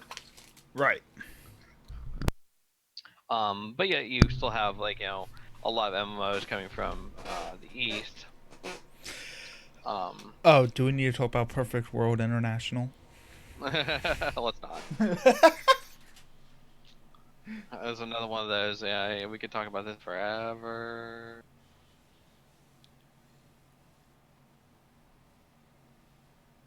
I know, it's just well, that's why I kept the topic kind of vague for this one, cuz just see where we kind of migrate to with it. And Right. Okay, see if there's anything that people wanted to focus about and yeah, get more yeah, information about. if anyone, wants an expert's opinions about online games, MMOs, whatever the heck you guys make.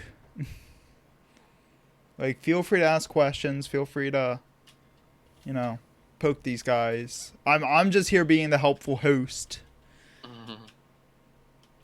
I'm in no way an expert or professional in the gaming industry. Well, professionalism and not get too far ahead of ourselves here.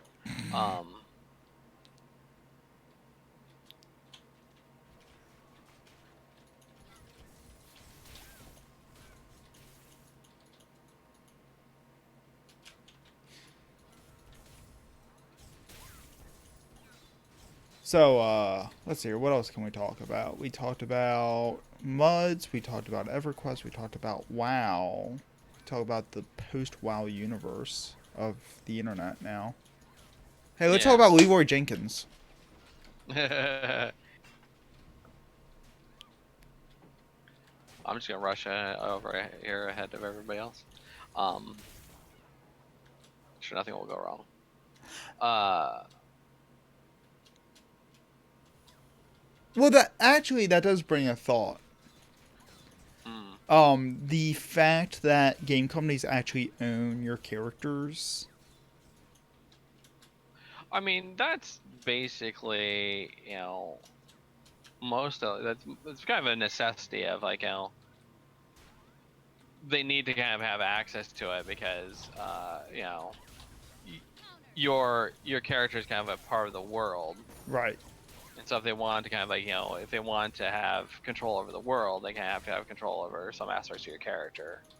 Right. Oh, I just remember like when the whole Leroy Jenkins thing, blew up and got, internet fame. Yeah, internet famous. Yeah, and then Blizzard basically took the character and made a brand out of the character of Leroy Jenkins. A lot of Right. people kind of looked at that and they got. I remember some people getting like really huffy about it because they're like, oh, they just took someone else's work and took credit for it. Blah blah. I'm like, it's their property. Like they're Right, just right. letting us use it. Well, it's yeah. There's like there's a lot of kind of like potentially kind of tricky stuff here, legally.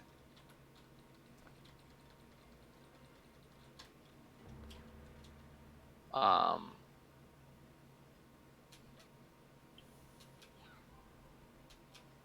yeah, like you said, yeah, because like you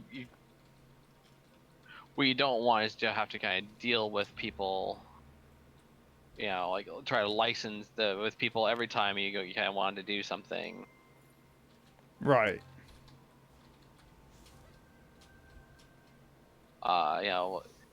Every time Final Fantasy wants to do like something. I think on the flip side is like like you can definitely kind of have a lot of negative opinion about things. Like I expect that the kind of the Leroy Jenkins group and whatnot probably weren't like completely mistreated. You know, I kind of suspect a lot of that was just kind of generalized. Because I don't remember hearing a whole lot about a whole lot of guff about the whole thing. People complaining about the Leroy Jenkins thing, Blizzard taking over it. Because obviously, like if you have kind of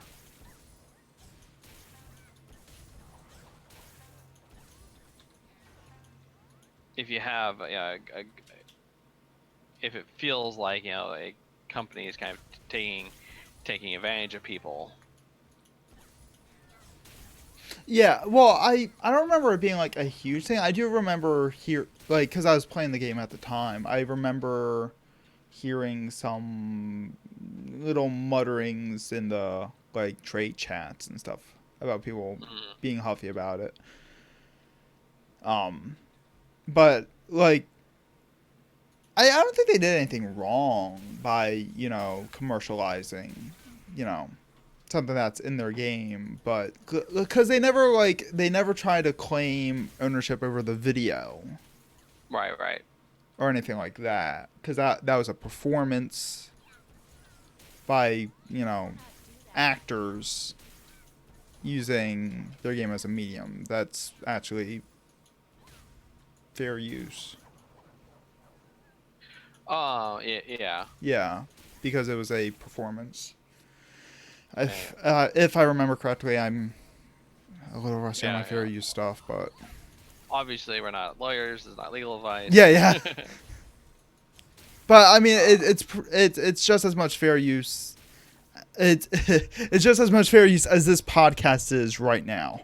Like, Right. I'm able to do this because the game developers are letting me do this. Well, more along the lines of because you have legal rights enshrined that allow you to use the content within reason. As long as it is transformative and I'm not just, which is what this dialogue is. Right. Yeah, gameplay is kind of interesting because you're kind of talking more generally about like streaming culture and whatnot is very interesting because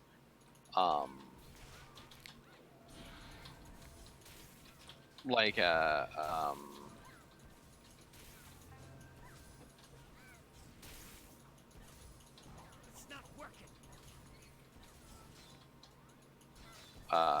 because like kind of infamously, um, Nintendo really doesn't like streamers. No, they've they like the streamers that they can get to partner with them and sign their partnership contracts because that lays out ground rules for them. But anyone else, no, they don't. They don't like streamers. Right.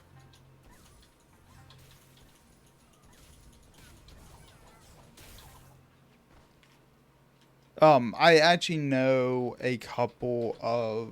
I know of a couple of streamers that do Nintendo streams, but they're streaming partners for Nintendo. Right, right. Well, Nintendo's always like to have a lot of control over Yeah.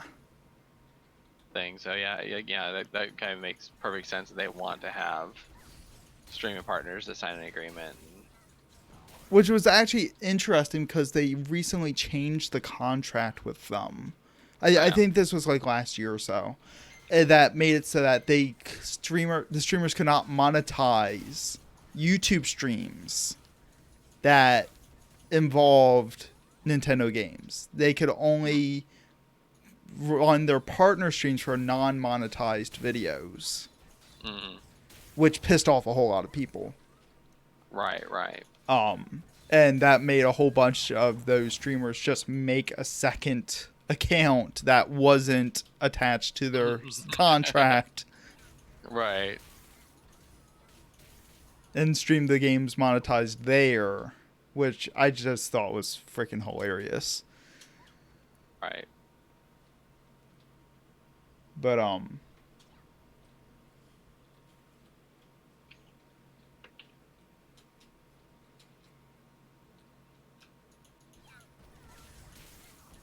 we are very much off topic now. I don't know. I think we're kind of in a free form at this point. I think we've kind of discussed as much as we can.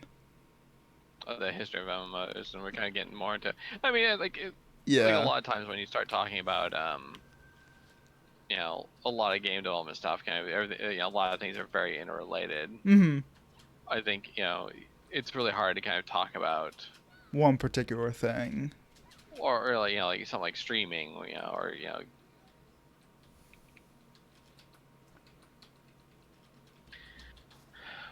the streaming has had such a huge impact on game development and how games are discovered and whatnot.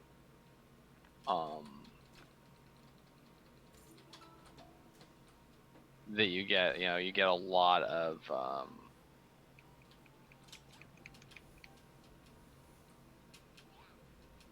Overlap. overlap and like one of the hardest things you kind of have to deal with is as an independent game developer is marketing, basically. So like being able to get a streamer or someone to check out your game. Someone has an audience. right. Which I mean Yeah, that's how like Five Nights at Freddy's got so freaking popular. right, or yeah, exactly. A few YouTubers started messing with it off Steam because it's like because that's what they like to do. Those Let's Players, they like to find the cheap $5 games, make a video out of it, and then it just caught on like wildfire. And then people were like, "Oh my god, it's the scariest game of the year." Jump scares. Ah. Right. Start doing their reaction videos and. Right.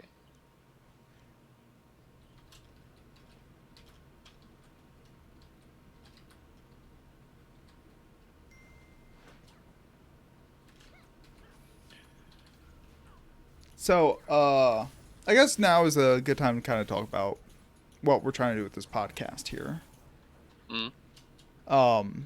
So we're planning on making this a kind of a weekly podcast. Talk about what whatever we want, but usually we're gonna try to make it gaming related.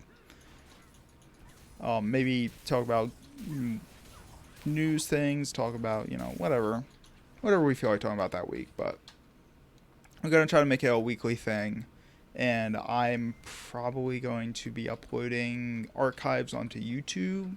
I'll make a bot thing for that later once I get all that set up. And so yeah, so we'll be doing this again next Tuesday.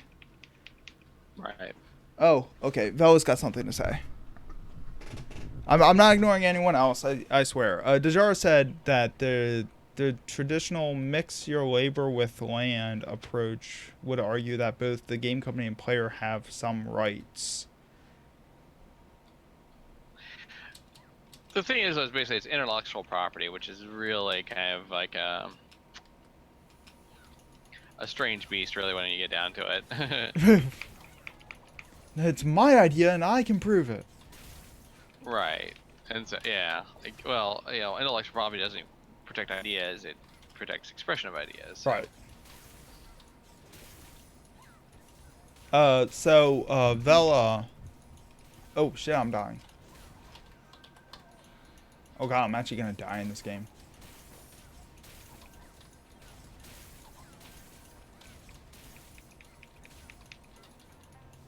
I didn't die, yay. So let's hear, what did Vela say? An MMO I always wanted to see would be post-apocalyptic one, like zombies or something like that. And like there's a few NPC cities that are trading hubs and you can pick up quests, but you as a player can create housing and forts outside the cities. I guess like Star Wars at that point. Fallen there was Earth. A game. Yeah, Fallen Earth. Yeah. Yeah. There's a post-apocalyptic MMO. It was called Fallen Earth. It wasn't that good. I mean, the problem you run into is that you have the smaller studios that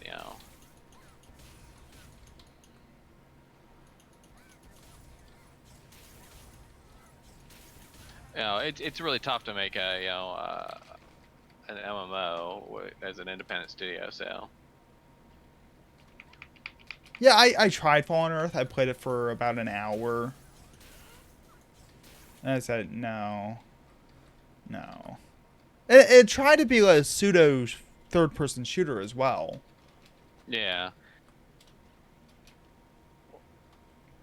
Well, there's definitely kind of this attitude about, again, kind of like, trying to do something different than, what every other MMO has done.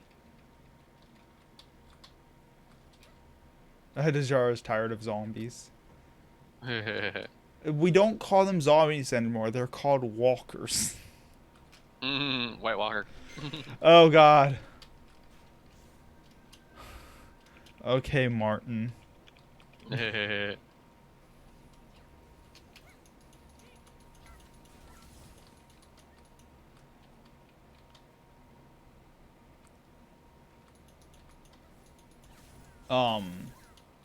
There's another post-apocalyptic. I can't think of it off the top of my head. Oh, there's a sci-fi show called Defiance, a sci-fi channel show, and they made an MMO based off of it. Actually, it was the other way around. Really, the game came first? Yeah. Oh, I didn't even know that. Yeah. Huh. I always thought that was weird. Okay, that actually makes more sense. Yeah. So it was. I think it was intended to be a transmedia property anyway. Right. It was supposed to kind of be like both of them kind of working together to. Right.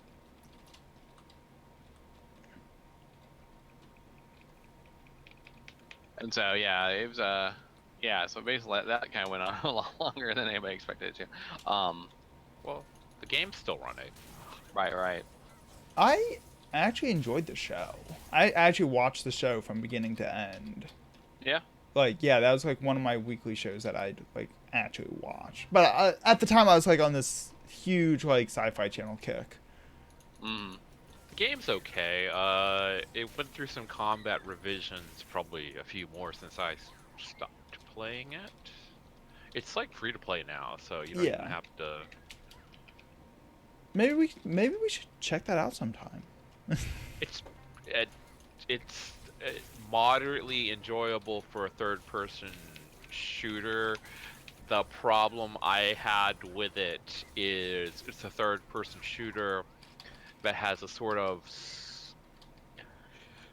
it's sort of designed to, and it's sort of you get a sort of third-person open world feel to it, but the Mm-hmm. world's really but there's nothing to really do other than run around and shoot things. As one does in a Right. shooter game. So Well, I mean, right. The idea is that you want a little bit more. so you can do missions and do stuff for loot. But that's pretty much it, 'cause you just did stuff for loot because that was like that's the only thing you really had to do. Dejara brings up Gamma World. I'm not actually familiar with that one. What tabletop game? The MMO. I wasn't aware that they made an MMO of Gamma World. Yeah, there's a tabletop setting. A science fiction setting created by Gygax. Oh, Dejara was saying there should be. Oh, okay. They want to see an MMO. Gotcha. So what's Fair. what's Gamma World? I'm not familiar. I never played it. I'm just kind of familiar with it. So Okay. it's a science fiction setting. I know. So Did you get that side quest on Psy? That was an annoying side No. quest. no, it is very annoying because it's like RNG whether or not you get the actual thing you're looking for. The nature of randomness. That's why I skipped those. But it's something to do over. XP. Oh, and something to do. Okay, it's pretty mindless though. Like Right. The whole point is to do mindless things while we chatter.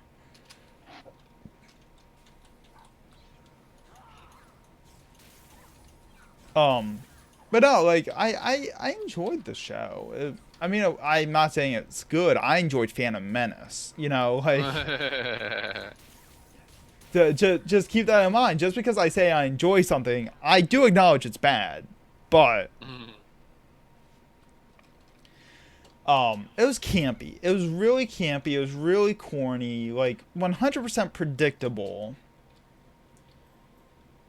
And like it tried to be edgy for the sake of edginess. Like one of the main characters runs an alien brothel. Like, okay, it's okay. Just okay, just does it for sake of doing it. right. It doesn't really advance the plot very much. It doesn't. It's just another setting. Right. It's there and It's there and it's queer and get used to it.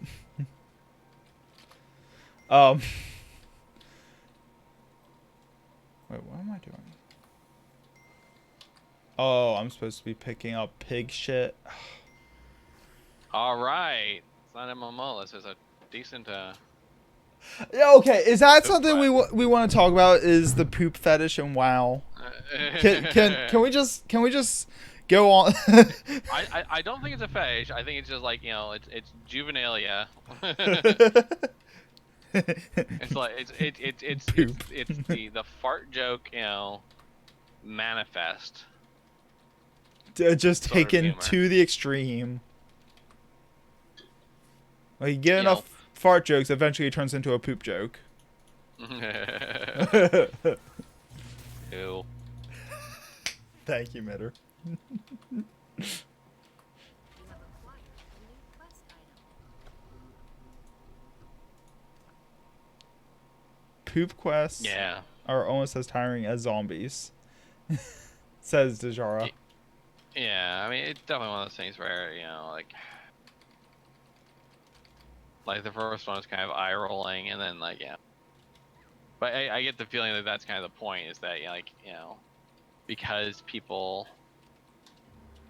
like rolled their eyes so hard, like like the WoW developers are kind of tittering behind their hands and like we'll add more. Yeah, it's like it's basically like the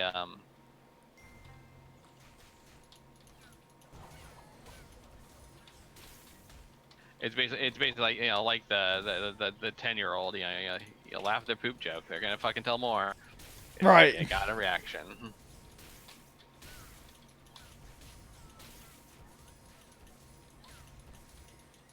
Oops. I killed a What'd baby you- pig. You monster. Oh, here. Okay, Vela has chimed in. Oh. If you try to force a fart joke, it becomes quite shitty.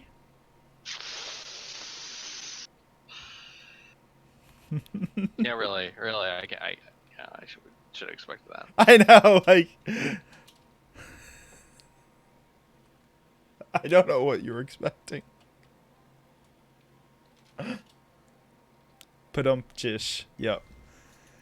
Welcome to the stream, everyone. This is what we've, Yeah, this is what it's like. welcome to the after show. And let's not pretend that we're doing anything highbrow here.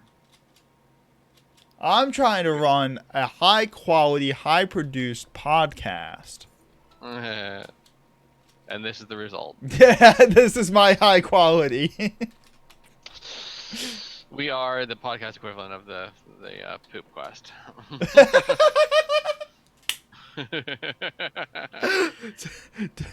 we apologize in advance. It was worth it for the long drawn out sigh. Says Philip. Oh my. And I was so nervous about doing this podcast today. Like, what if they don't like us? Well, I gave them a reason to not like us now. Oh my. Anyways.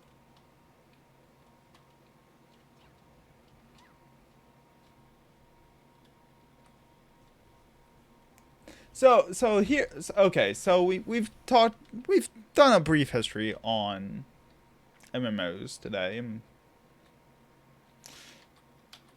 about 2 hours. It only took about 2 hours to cover the history of MMOs. Almost, There's a lot more we could go into, but yeah. we kind of covered the high level stuff that most people I think are gonna really care about. Right.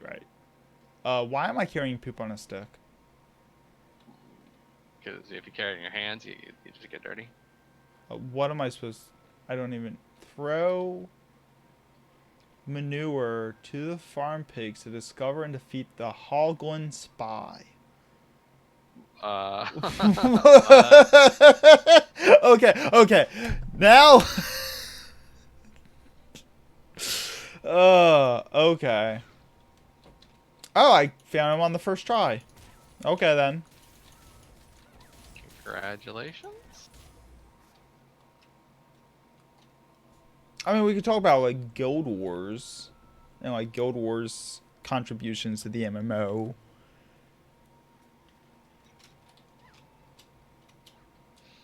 Oh, I just thought of the best way to describe Defiance. Oh. Video game. It's like Borderlands, but with no sense of humor. Yeah, that's pretty fair. Yeah. But that's basically the game. It's in an outhouse facilities are just around the corner.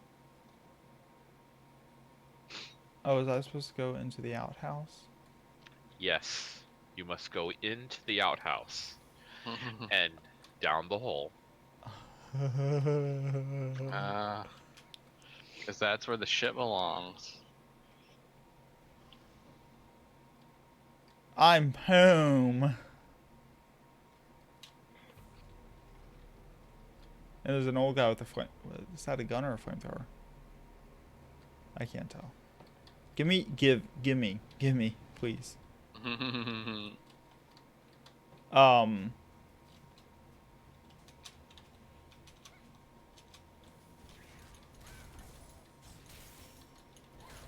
Because I never played the original Guild Wars. I only I played guess Guild it's Wars not, 2. yeah, I guess that's another sequel kind of type game, and it, but it, like it was kind of very much the same thing, where it kind of like it was a game that kind of like uh it was very different than the original, where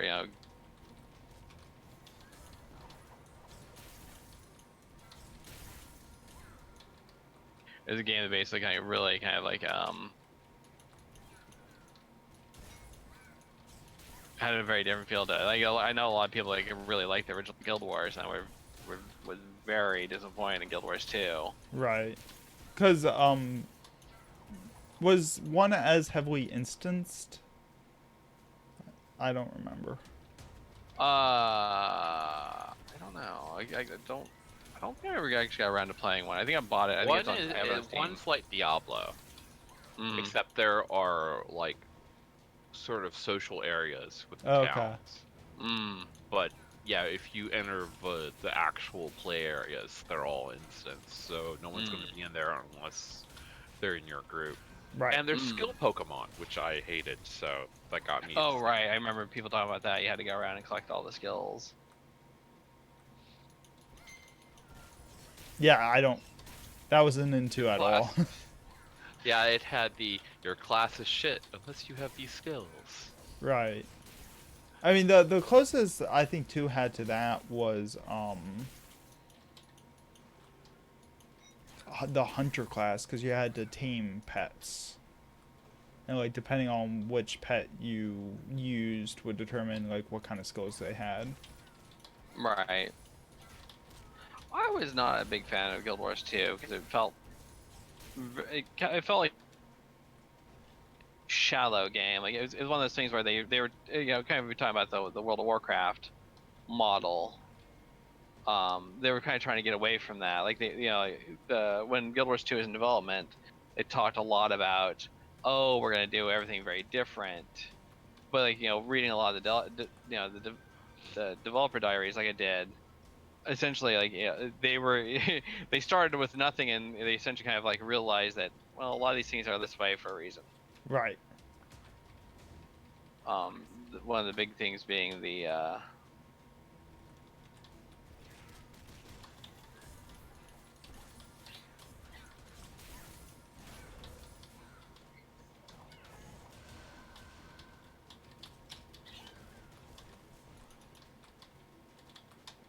one of the big things, one of the things I remember talking about was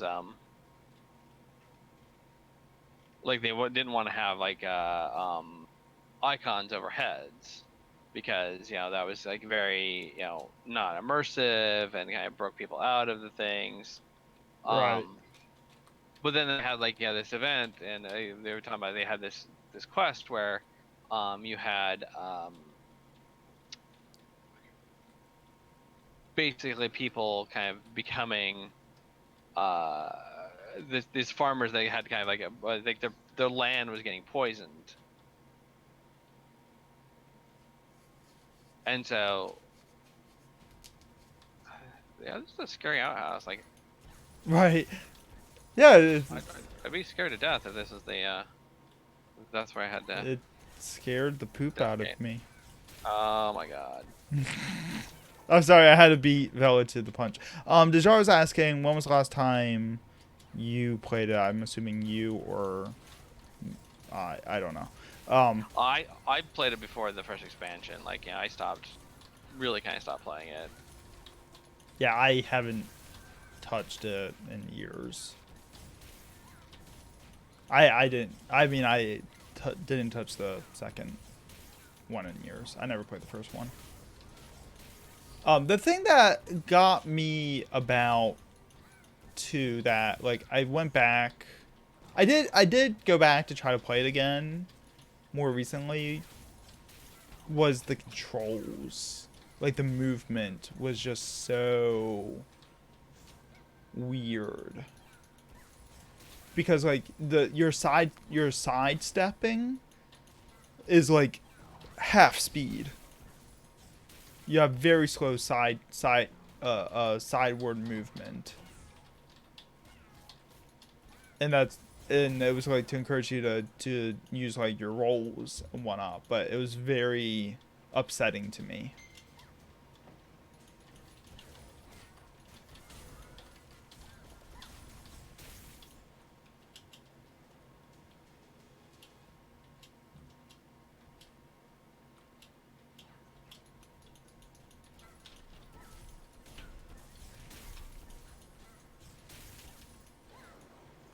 And like I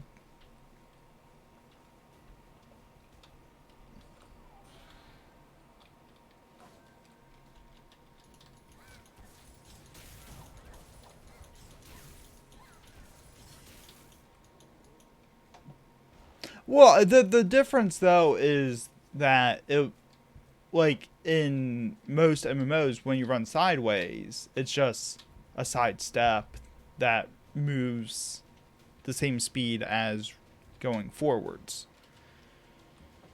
That's generally how most MMOs handle their sideward movement. But Guild Wars 2 has I guess it was equivalent to going backwards sideways for movement speed. But when I was playing it, like I didn't remember that being a thing from the previous times I'd played it. And I just found it being kind of upsetting.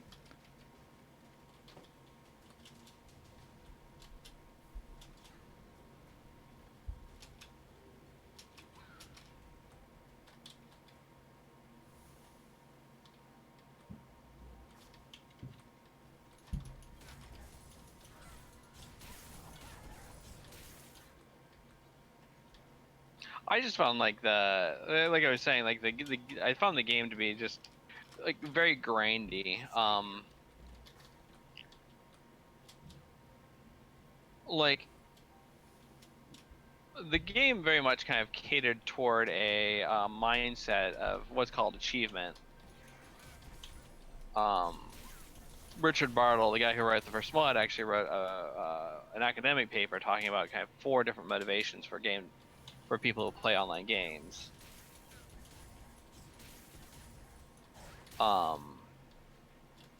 Which we'll probably have dedicate a whole other podcast that talks about that in more depth.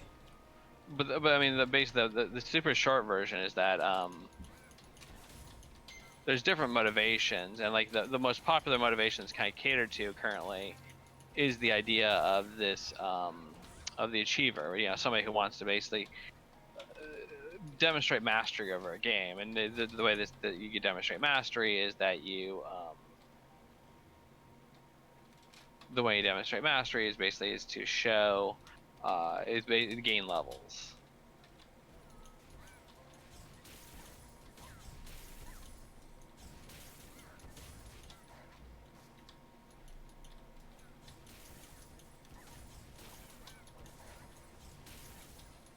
And so To achieve the highest level is your greatest. right.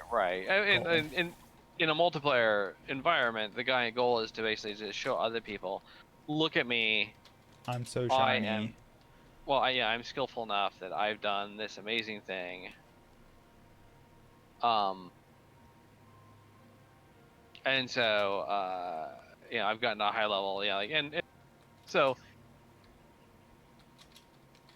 bases kind of, like this process kind of gotten perverted a bit, where like it used to be like in the original mud, And bring him some fire. it was the original mud was a permadeath game, basically meaning if your character died, it was done. You basically had to, your character's deleted, you had to start over at level 1, which as these games kind of developed, that became less and less of a feasible thing to do. Because if somebody kind of lost their character, they would be like, I'm gonna quit.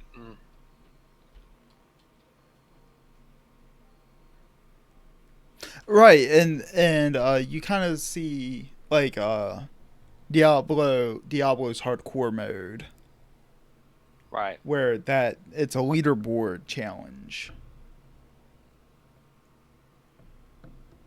Like in Diablo 2, the whole point of going hardcore was to get the highest score on the leaderboard without dying. Mm. And Diablo 3 kind of does something similar now with the seasons. Because they'll reset the leaderboards every few months. Right.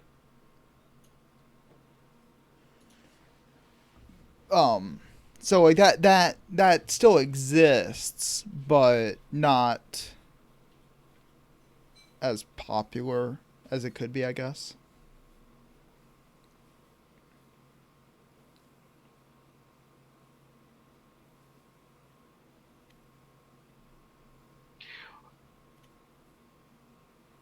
Well, I mean, Dejara just talked about like Bartle did add another access to it, intrinsic versus extrinsic. I want to kind of what you're talking about there, where you have people like are intrinsically motivated. The intrinsically motivated achievers are I want to build up, I want to get the highest numbers, whereas the extrinsic ones are basically the ones that kind of are and seek approval through their achievement. They want, in a way though, it is about like kind of mastery and demonstrate mastery. Because if you just want higher numbers, you could go play a single player game.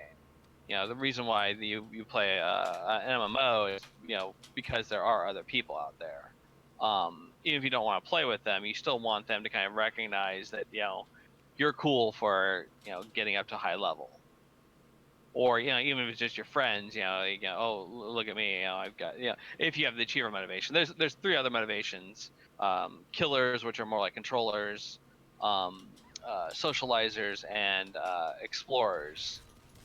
Besides, but like the achievers are basically the ones that are mostly catered to these days. Yeah, like the achievers are gonna be like the for one example are like the raiders that are trying Right. to get That's the best gear and prove that they're the best. They can play against the highest level difficulties. but you do have kind of the intrinsic people, the intrinsically motivated people as well, who who am I talking to?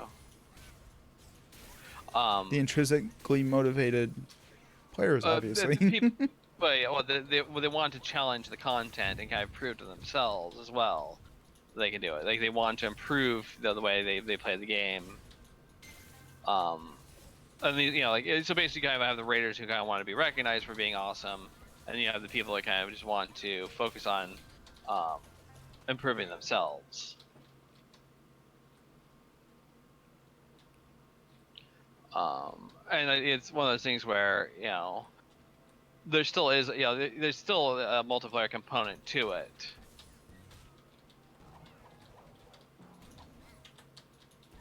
The problem with the intrinsic versus extrinsic thing is that basically kind of Bartle realized this and added it later, and so it kind of turns his nice 4-player motivation into an 8 or a 4-category motivation to an 8-category motivation, which is a lot more kind of Complicated. right or complex. I think less complicated, more complex. Okay.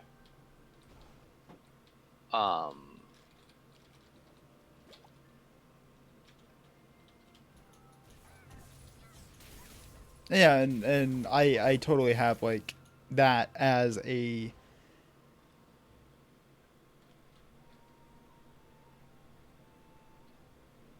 topic for another podcast. That might be next week's Right, subject. right.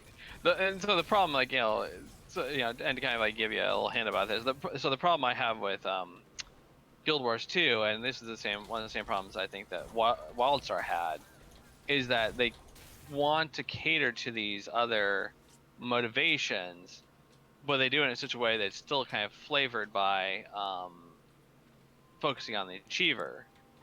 Um, So I think like the example that I think of like for Guild Wars 2 was that you had the points of interest where like you had another thing for you to kind of go through and you know basically check down the list of saying okay I'm go down the list and say okay I've done all these things, look at me, I've achieved these things. But they actually like and so this kind of like tricks you into thinking, well, this is the exploration game. Is like I'm gonna go explore by going to this point of interest, and even some of the points of interest had kind of interesting jumping puzzles associated with them. But the problem you run into is that they actually did have a much more interesting uh, places to explore as well. But those kind of got short shrift because um, you were too busy kind of doing the achiever focused stuff. Like, there was a lot of like really kind of off the beaten path, hidden things. The actual jumping puzzles kind of being a example of this. Yeah, and like some of those puzzles, you had to have like the specific profession to access them. I don't remember that. I remember like a lot of times people would use the mesmers to kind of uh, Oh, you're talking about Guild Wars. I was thinking WildStar. Sorry. oh yeah, the WildStar. Yeah, no, WildStar. WildStar. I mean, WildStar kind of did the same thing. Like they explicitly had the four motivations, the professions you could do, the things you could have in addition to your class, were based off of Bartle's four types. Yeah, yeah. Like, sorry, I was just thinking about WildStar, and you jumped back to Guild Wars. Right, It's all right. good. Yeah, and so yeah, and this is the problem is because the MMOs are kind of catered to achievers for so long that everything kind of gets looked at through that lens.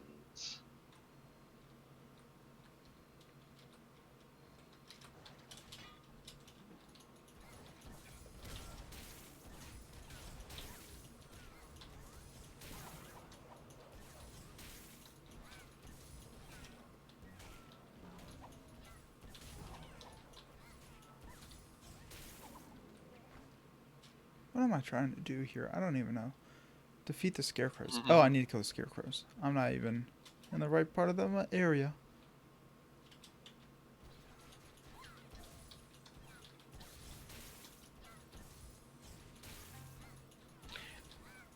And so yeah, like so that was my problem with the Guild Wars is it felt very much like an achiever focused game, even though it had like a little bit more to it. But I got 3 characters up to max level, and it was just like, do I really want to play more? And I like the problem I ran into, and your mileage may vary, but I felt like the actual gameplay was kind of shallow.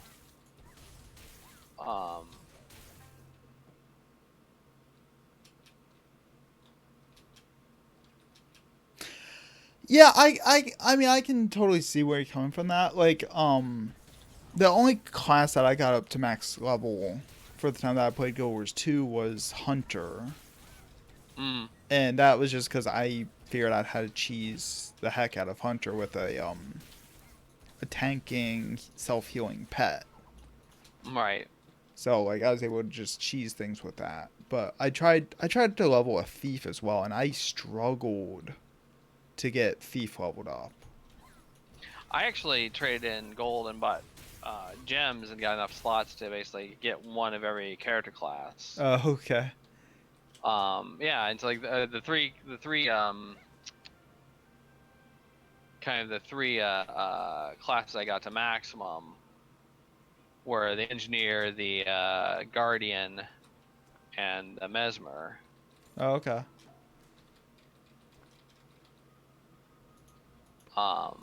And so I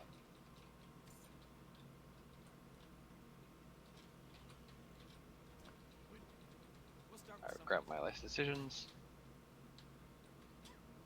But yeah, I tried most of the things, and like each of the classes kind of like had very interesting mechanics to them.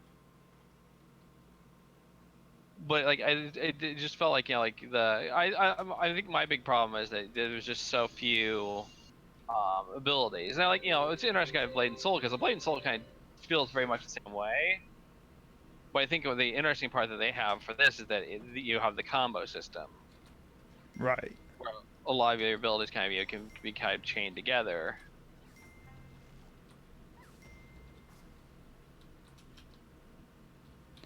I have a cat. That's all I know.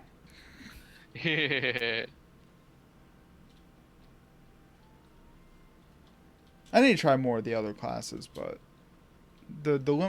see, my big gripe about a lot of these games is that they implement like character slot limitations. Well, I mean that's kind of the free to play model. I know. It's one of those things like if you really like playing the game, then time to pay the piper and fork out the money. I know. So sad though. Now we could talk about the rise of like the free to play model games.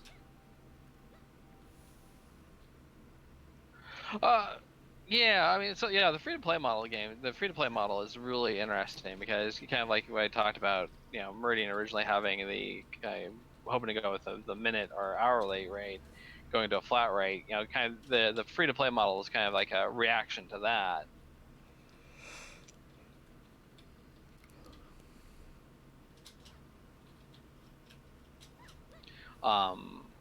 Was basically kind of a reaction to that,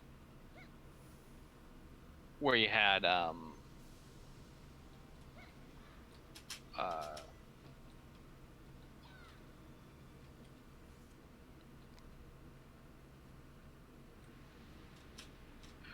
where basically it was like because it was one of those things where it was really hard to kind of get attention for games, and so people would basically free is a very powerful word, Right.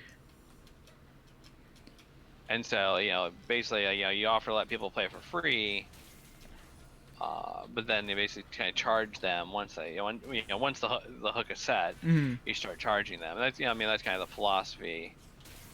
I see that hugely in like mobile games now.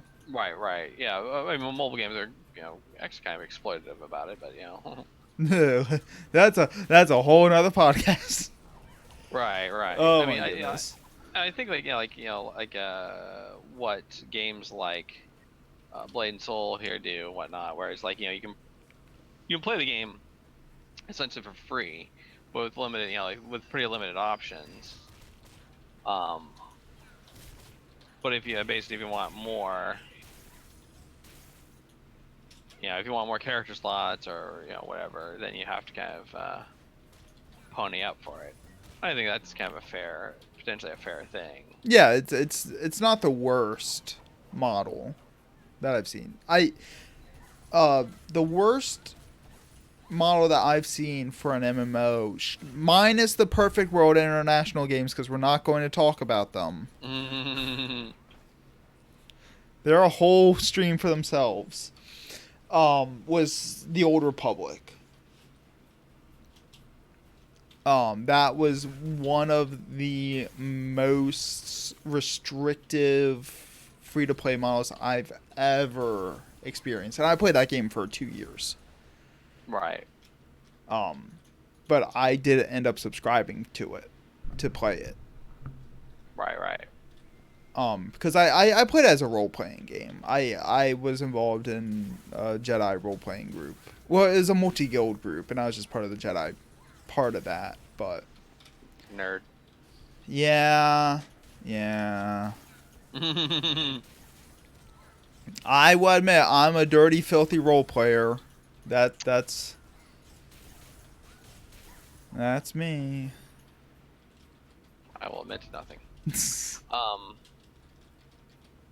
I say as I sit in front of a shelf full of tabletop RPG books. I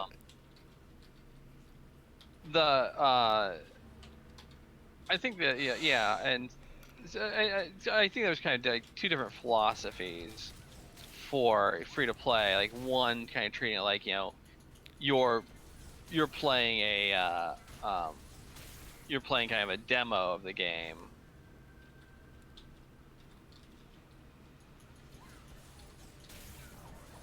you're playing a demo of a game, with flip side is that like you're playing a game, you can play a lot of the game, but on a very basic level. But if you want more, then you need to kind of pony up more money.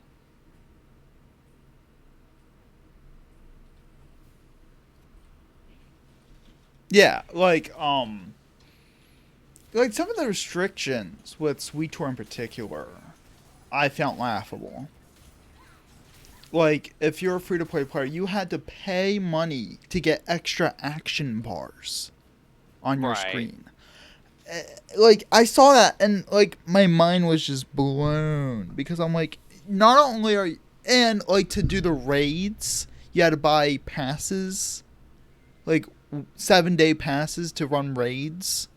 Right. And PvP passes to be able to do PvP more than twice a week. Like, this. Right. Well, it's very obvious that they were the two things. Well, I mean, so in exploitative free to play models, you know, if I can be a little rude to some the other people, my colleagues in the industry, No, nobody in will see this. exploitative- Don't worry. Well, yeah. It's just between us. In exploitative models, basically what you're looking at, and like there's been talks about this. It's eventually you want to create pain points, and so the idea behind the pain point is like at some point, someone's gonna go, you'll be playing your game, and then finally go, okay, I've had enough. Fine, I'll give you some money. And that's kind of like the SWTOR thing with the hot bars, like Right. you've been playing the game, you really need those extra hot bars, and so it's like you'll finally the problem that you have with that is that it's basically your attitude, the player's attitude goes from being one of I like this game to this game has frustrated me enough that now I'm willing to pay for it. Right. Which is kind of like not really what you want people to be like. You don't want to Frustrate your players. right. I mean, there's a thing with like frustration of challenge, but frustration of icon management is just Right. it's a little much. Thanks, Right. EA. Right. And so yeah, so the kind of the point here is that you want to what you really want is you want people to go, oh hey, I love the game so much, I want more. Let me give you money. And so that's kind of the theory behind like limited character slots. Like if you're enjoying the game that much, you should get be willing to pay money. Right.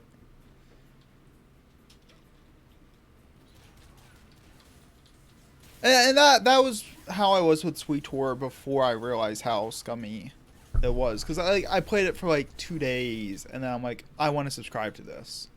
Because I enjoyed it. I enjoyed the Star Wars theme. I enjoyed... Because I'm a... Here's a secret for you guys. I'm a giant Star Wars fan. I'm a Star Wars nerd. I know I'm on the super download about it, but...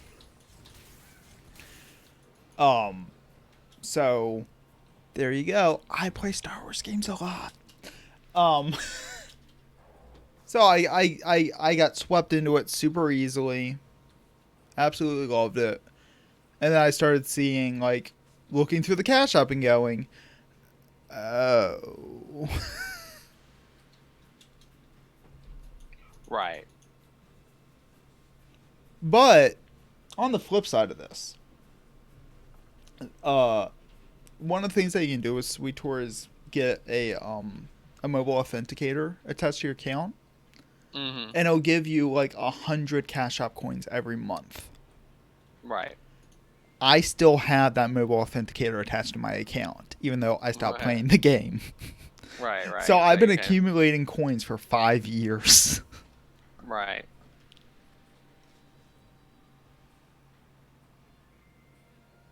Oh yeah, Vela. the Final Fantasy 14 free trial of play forever up to level 35. That's that's because Final Fantasy 14 has development envy of WoW, and that's what WoW did. You can play any character on your account up to level 20 for free.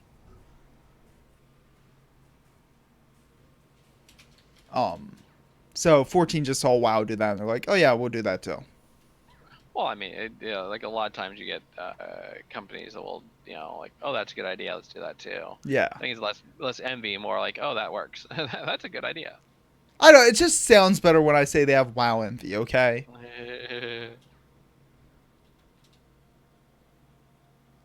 I want to turn this into a thing. Those darn games, they got WoW envy.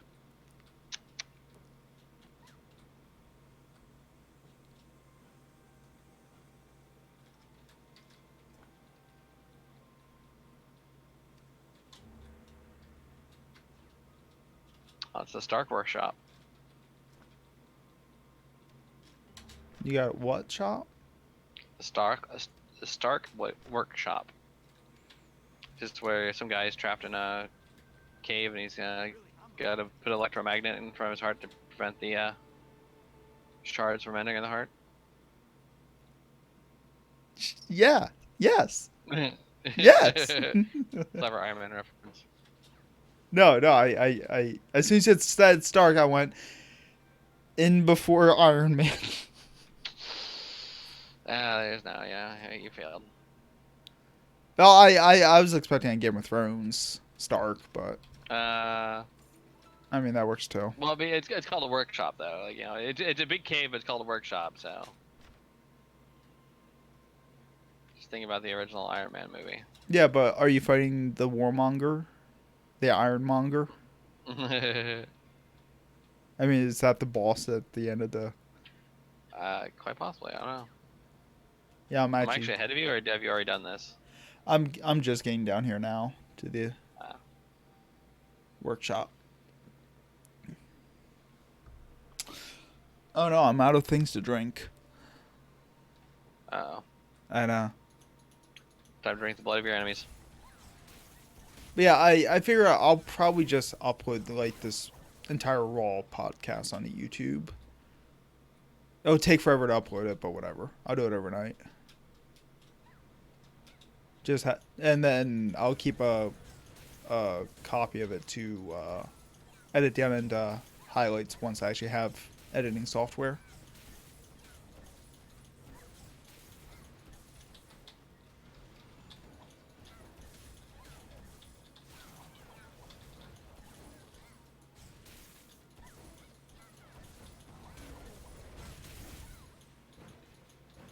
Oh, Vela just admitted something. Uh-oh. She knows nothing.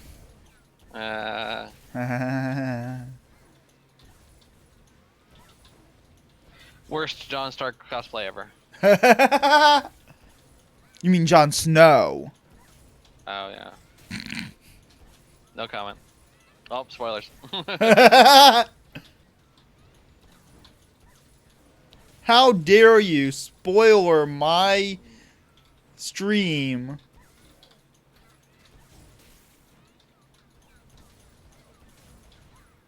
I know, it's up to you to spoil it. God, I'll have to edit that out of the video.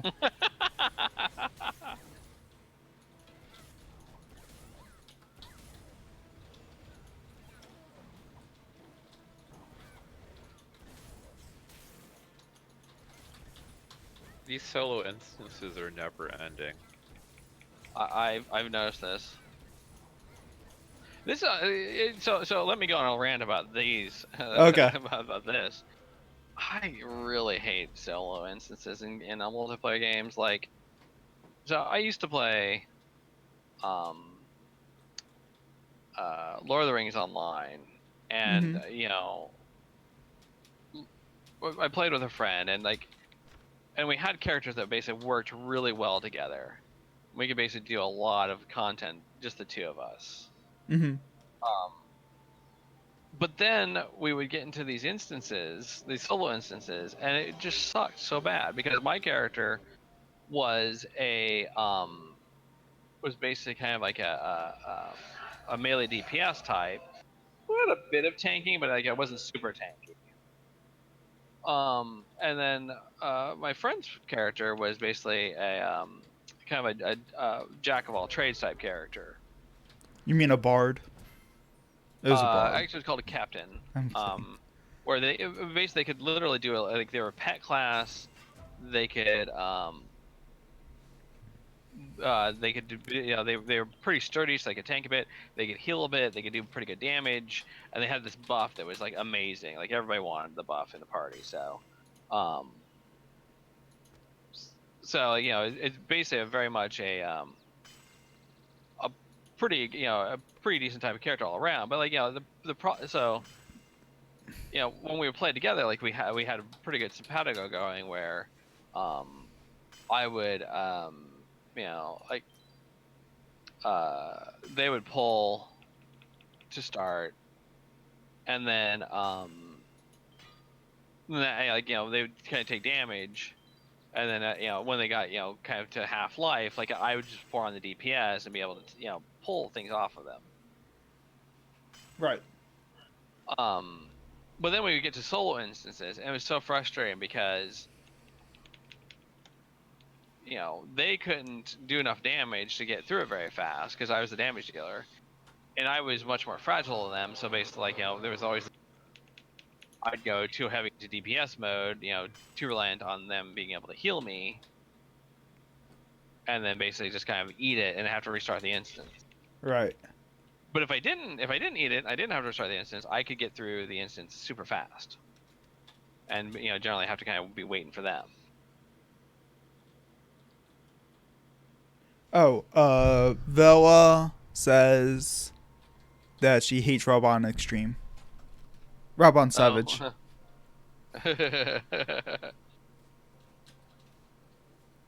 No, Yeah, go ahead. and 14 does this, but I don't think it's quite so. It's a little less obnoxious. But like just anytime you have a game where like anytime you have a game that basically where kind of like it forces you to it forces you kind of like to play alone when it's when you're playing normally. It kind of sucks. Yeah, like the solo play. In my opinion, for a game like 14, it should be solo play is viable to get through the content, but should not be forced. Right. I need to AFK real quick. I'll be right back.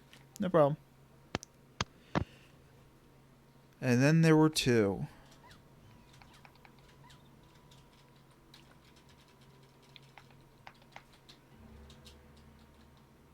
So many side quests.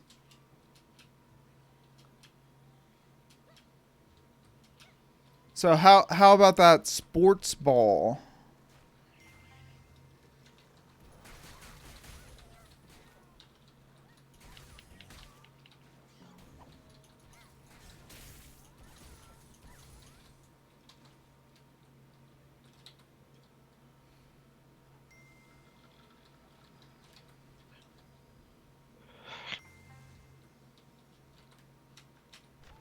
I just want to get through the story stuff for the most part so we can get to the part where there is actual group content. Right. Yeah, we're trying to get there.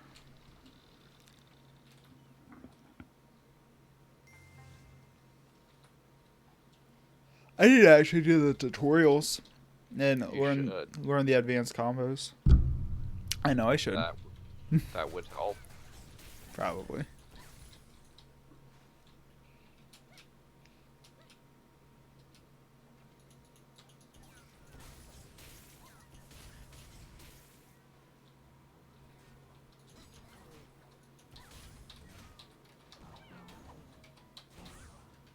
I just haven't had time to like sit down and do them.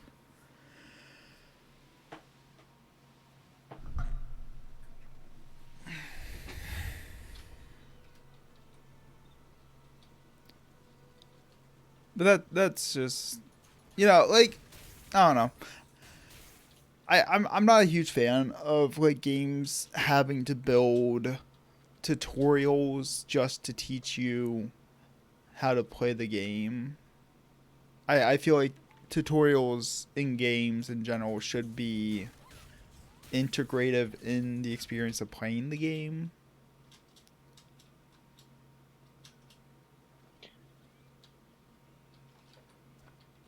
But that's just me.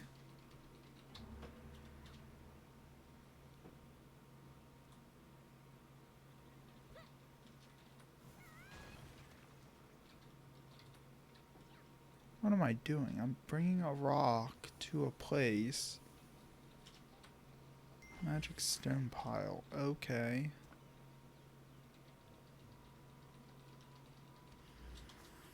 Yeah, I'm not paying attention to this story one bit.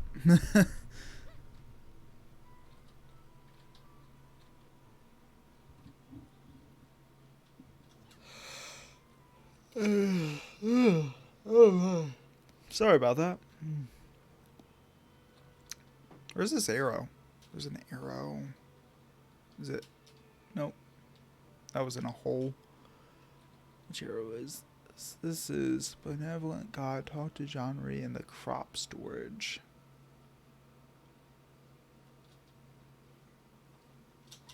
Oh. Literally behind me.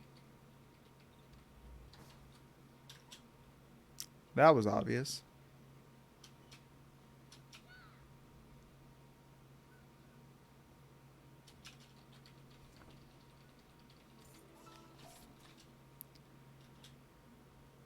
Run!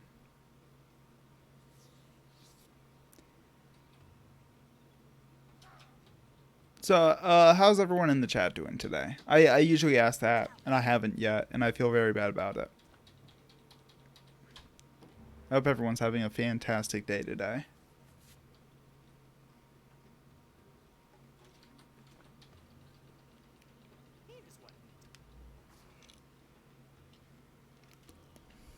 Actually, I'm going to go get some caffeine real fast because I'm yawning. I'll just be a moment.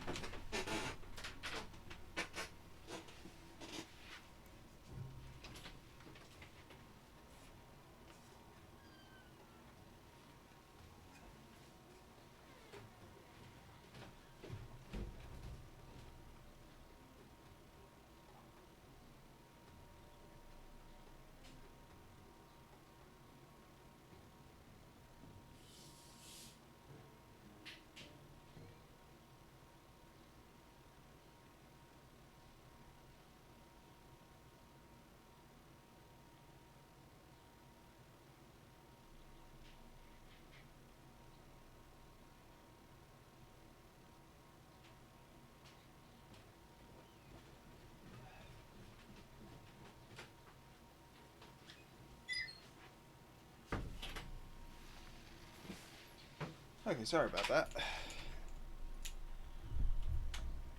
Actually, give me one more second. I just forgot something.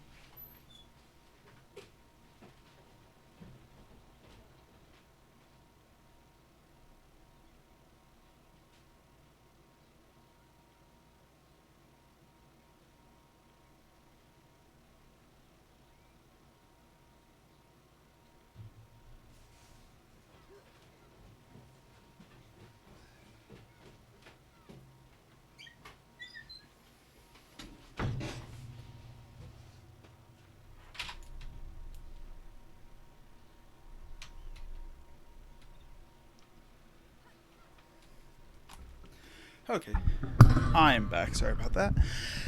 Pumpkin, you're capping all over the place.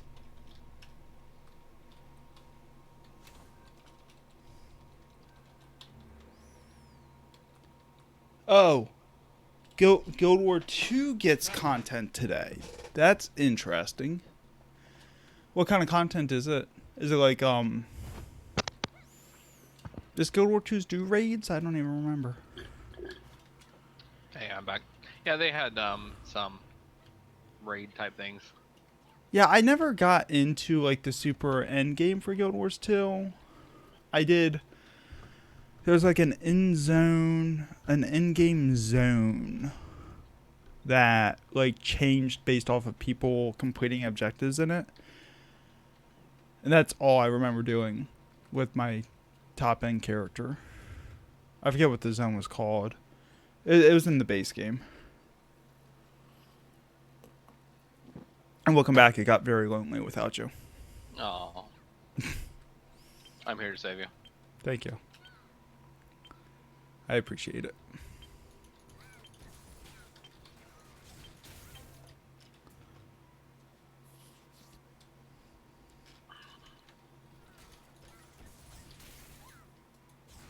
A home instance.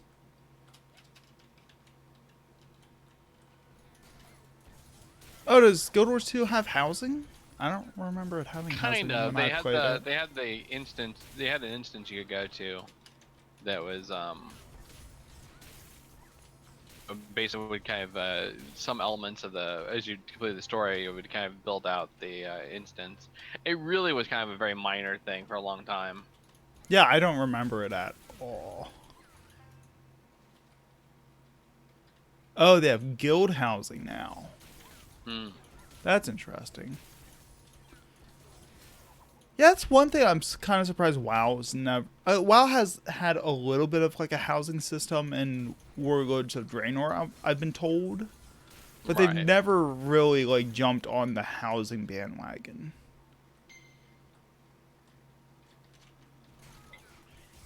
Which I've been a little surprised that that's like the one thing that WoW is not like the trendsetter for. Yeah. I mean, it can be very resource intense. I mean, you look at housing in 14. Oh yeah.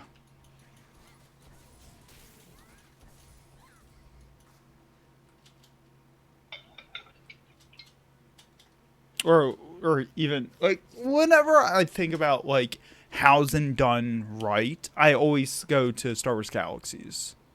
Right. Cuz like that was like an entire section of the game was like cuz those cities would form the world.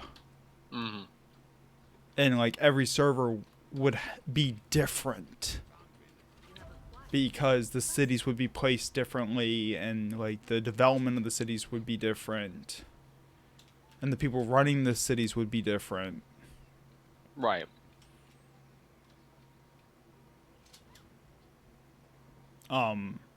I remember my guild leaders in Star Wars Galaxies would tell stories from the original game, not the post NGE update. Mm-hmm. That like the cities would have faction alignments, and if you got enough notoriety, your city could actually get raided by the opposite faction.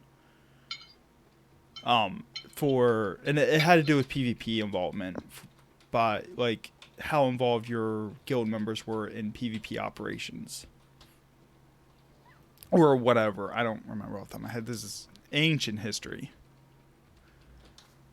And at one point, like the guild that I was part of, their city got raided by Darth Vader. Like they had reached such high notoriety that they got raided by an iconic character.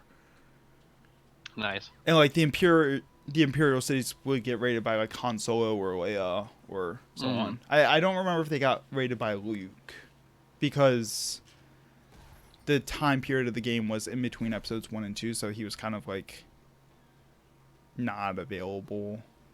Right. His character model was in the game. He did make appearances, but I don't think he was one of the raiding leaders. What am I doing here? Stun the pigs. Deliver them within the time limit. Oh, that's what that bleeping is. Oops.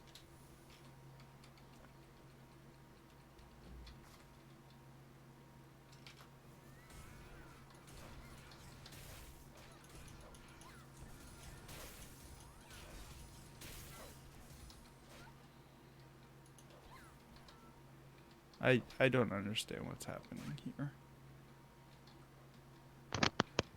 anyway, to continue my rant about solo instances, like the big problem I had with, especially with Lord of the Rings Online, was that it was very much a game where, you know, like it kind of like freely mixed group stuff and single player stuff. I don't understand this quest. Right. Basically, and so you'd go from like, oh, we have to go do this one, we have to group up with this one quest and find people, to the very next thing, like, okay, no, we have to break up the party and go and do things, solo. Yeah, I've arguable ESO and Sweet Tour have a housing collection minigame. What are you trying to link, Dejara?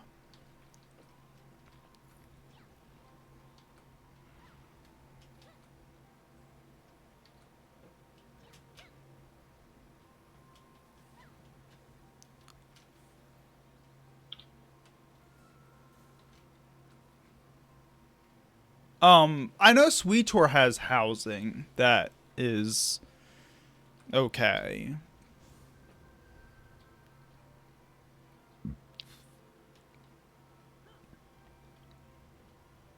Um,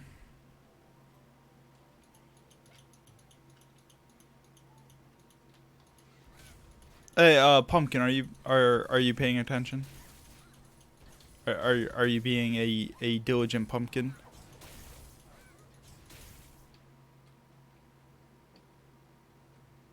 Sai, I would not go for that quest. That quest is evil. Which one? The one that you're going towards. Oh, I'm going to the MSQ one. Okay, there's a side quest up here that I don't know what to do. Open your inventory and check Talus map. Oh, I need to look at the Talus map. You can send that link to Cherry Blossom or Pumpkin, and they can post it. You can just whisper it to them. I didn't realize I had to look at a thing in the inventory. But yeah, this guy's quest is, I don't know what to do with it. It makes no sense.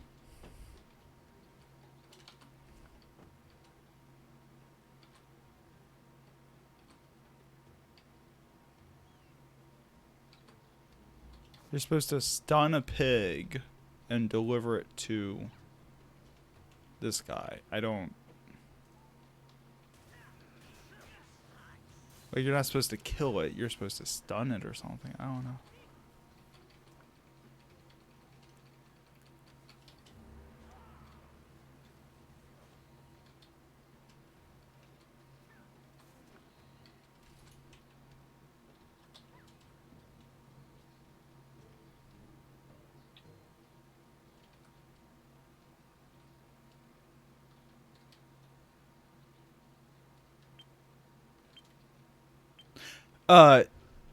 Yeah, Pumpkin. I have so many bots in the chat. I need to get them sorted out because you gave permission using stream elements, but I think Nightbot still.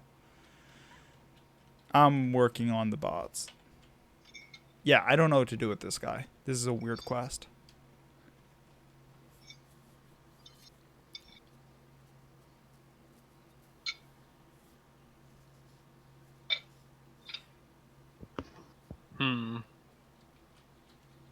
So I'm just saying screw this guy.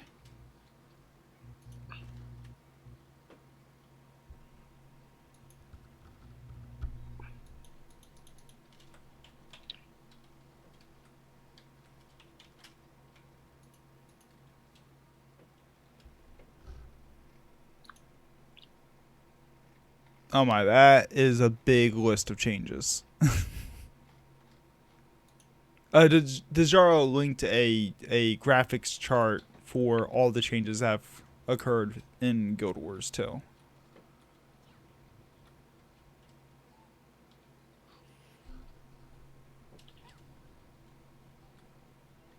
Now I'm just gonna move on to the next MSQ quest. So here's another thing that is discussable. Confusing quests that make you not want to do them. Discuss.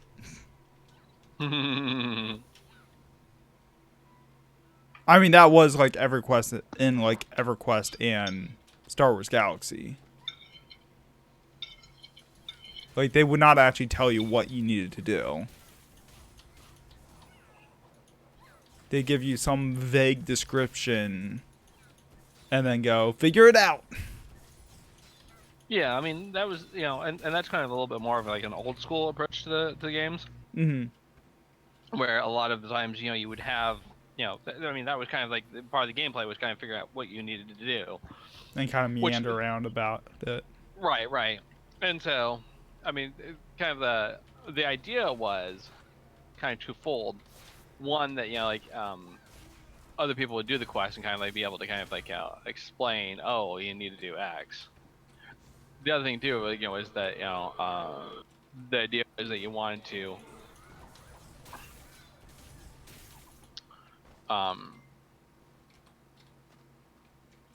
the idea that you want to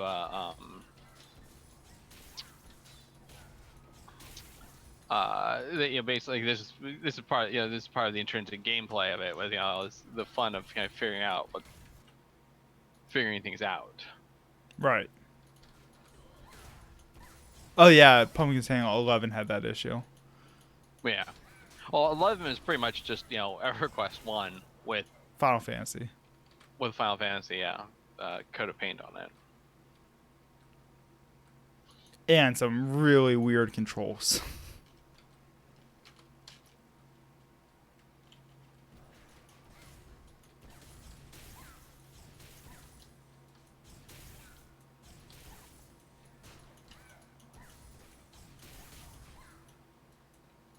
Oh no. Vela, thank you for the bits. I made a boo-boo. What you did? Give me a second. I don't have an alert box on the podcast.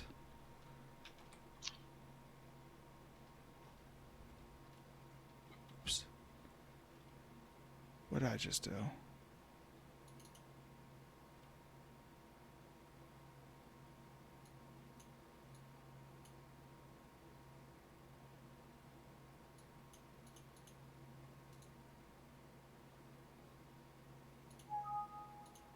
I'm sorry. Give me a minute. This is...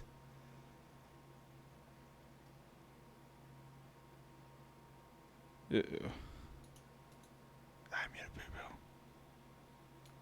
Copy.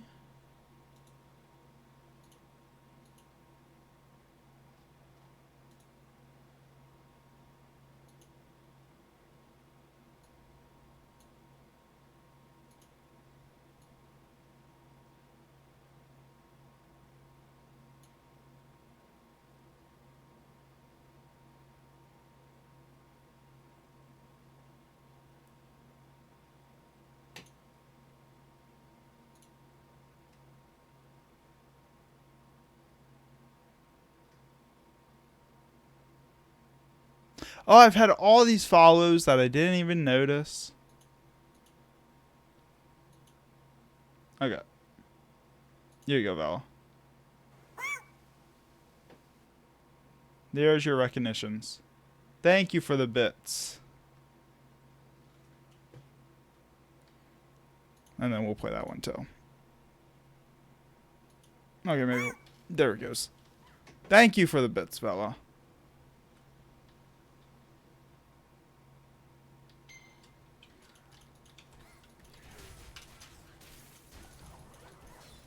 Why am I collecting kidneys? Some things are better left unknown.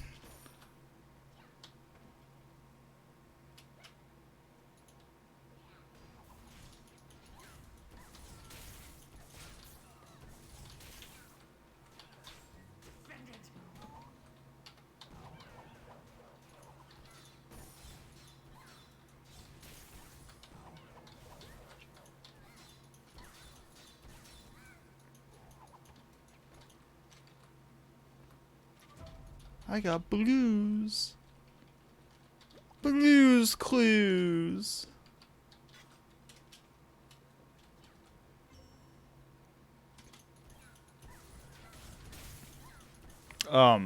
Vela says kidneys because you gotta eat something. I think that sums up just about everything you need to know.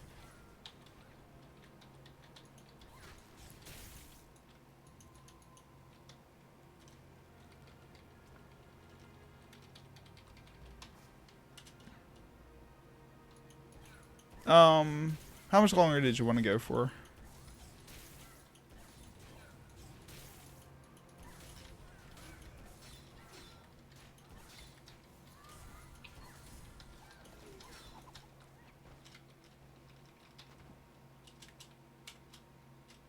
Because we're coming up on like the 3 hours 30 minutes mark.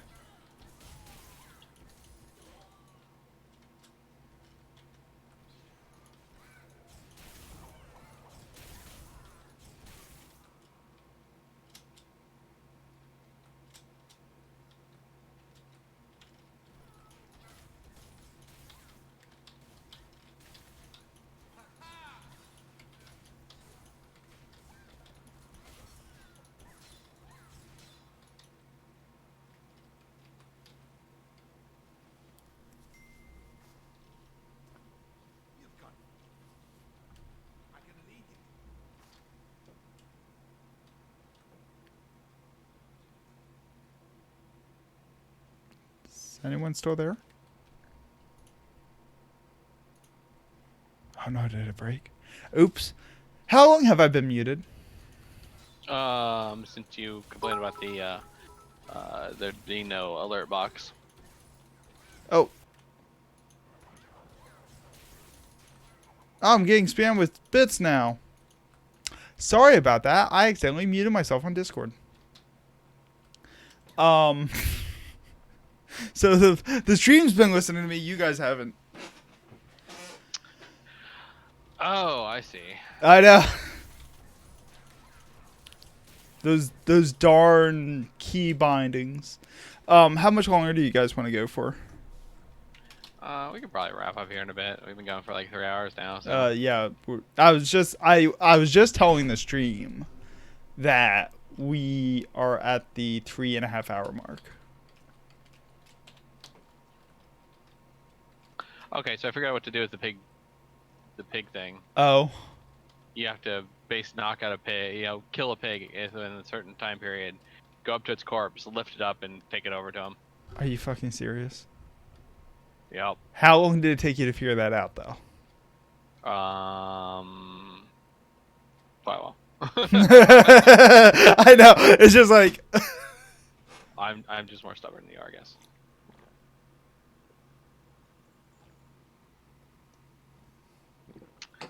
caffeine. Because I thought maybe when they talked about stun, I thought maybe they were talking about like the stun ability or whatnot. Right, Like that's what I ability was to stun. trying. And so yeah, I was trying to do that, but no, I tried that, and the thing was attacking me. I just kind of like kept on beating it up quickly, and then I noticed that the corpse was staying there. Went up to it, pushed my use button. Use Control plus Alt and press the bow button. Oh my god! I did not know how to open the emote list. The emote menu. Oh yeah. Press Control and Alt at the same time. Yeah. I did not know about that. Yeah, you read the tooltip. No, I had a quest tell me about it. Oh yeah. Like, I'm level 44 and I'm still getting tutorials. Of course. There's The real something we game could talk begins. about. Tutorials in games. What? The real game begins at max level basically. We All could the talk. rest of Well, training. there's also the fact that it probably has told you that several times and you just didn't read it. Right. No, like all the other quests just said type slash. Yeah, like when we had to bow in front of the altar. Yeah, it just said type Bow. type slash bow.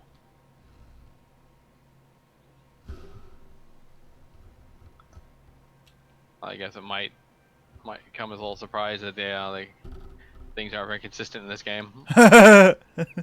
No, I've heard rumors. I don't believe you. Hmm. This is the most consistent game I've ever played.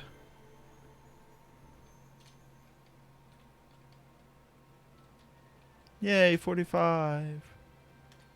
Congratulations. I'm so special now. Pumpkin with your emote spams. I'll be able to make my custom emotes very soon. Like, in like half a month. I'm very excited about it.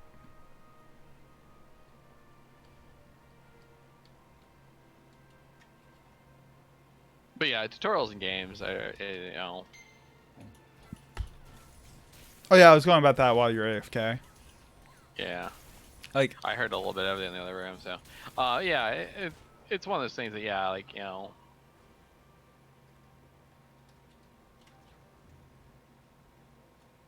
yeah, like you kind of want to blend it out, but I think like the problem is when you do something kind of new and interesting, like I think like the Hong Moon training is kind of important because the combos in this game are kind of like pretty different than anything you see in the other games.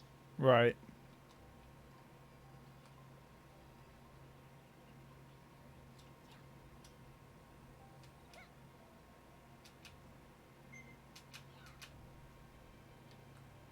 Yeah, I mean, my sentiment kind of goes beyond just like MMOs, but I always feel like tutorials need to be better blended in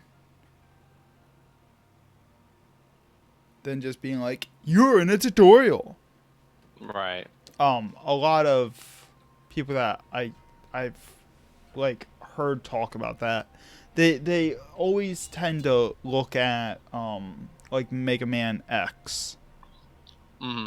for how good of a tutorial the first level is. Mm-hmm. Like, it teaches you all of your base skills. And it's also an order of magnitude less complex than this game. Well, yeah. This is true. Possibly several orders of magnitude less complex. And I still suck at it. Mm-hmm. Well, that can't be helped. Well, yeah, like, yeah, the other game people talk about is like the Mario games, Mhm. where, especially like Mario 64 was, very much like, when you got a new type of block, gave you the ability. It's like, oh, here's a block, here's a location that you can, you need to be able to use the thing to get through past. And then, that's kind of like the kind of the nice little tutorial. They kind of like held your hand. Okay, now you know how to use the new block. Now it's up to you to kind of like, next time you see it, remember that kind of in what you did the first time. Essentially, the only option you really had for what to do the first time. Right.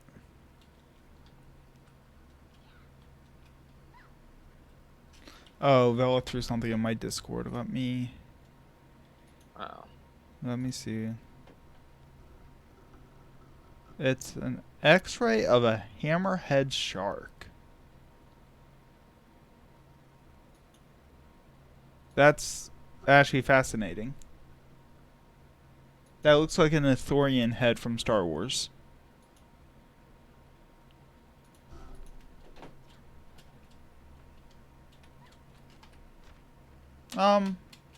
I'm good to wrap up the stream here if you guys are. Sure. Sure.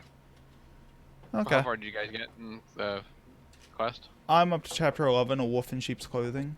Travel to the Okay. fishing lodge. Okay, thanks everyone for coming, hanging out with us, and listening to us blather. I'm hoping for us to continue to do this podcast style stream once a week. So every Tuesday at 7 p.m. is kind of our goal there. Next week, I don't know. What do you want to talk about next week?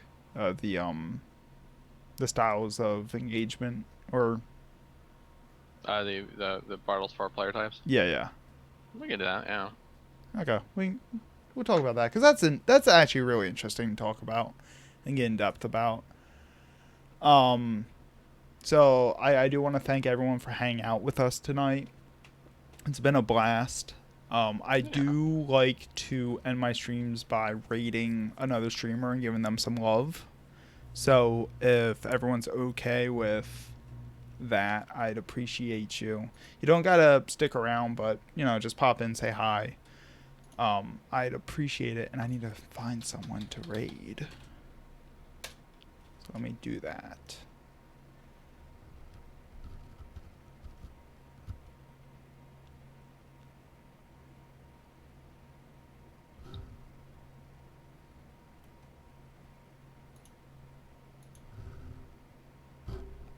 Pumpkin, I was just looking at that.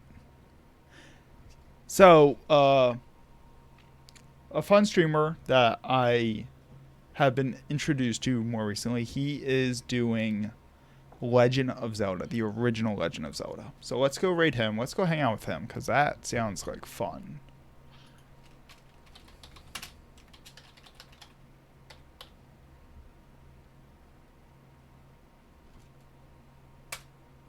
Oops.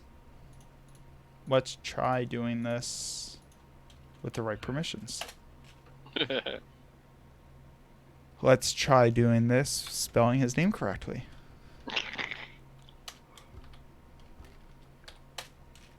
There we... Did it work? Okay, it worked. Thank you everyone for hanging out.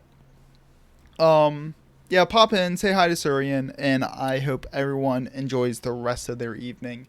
And I hope to see everyone here at least next week.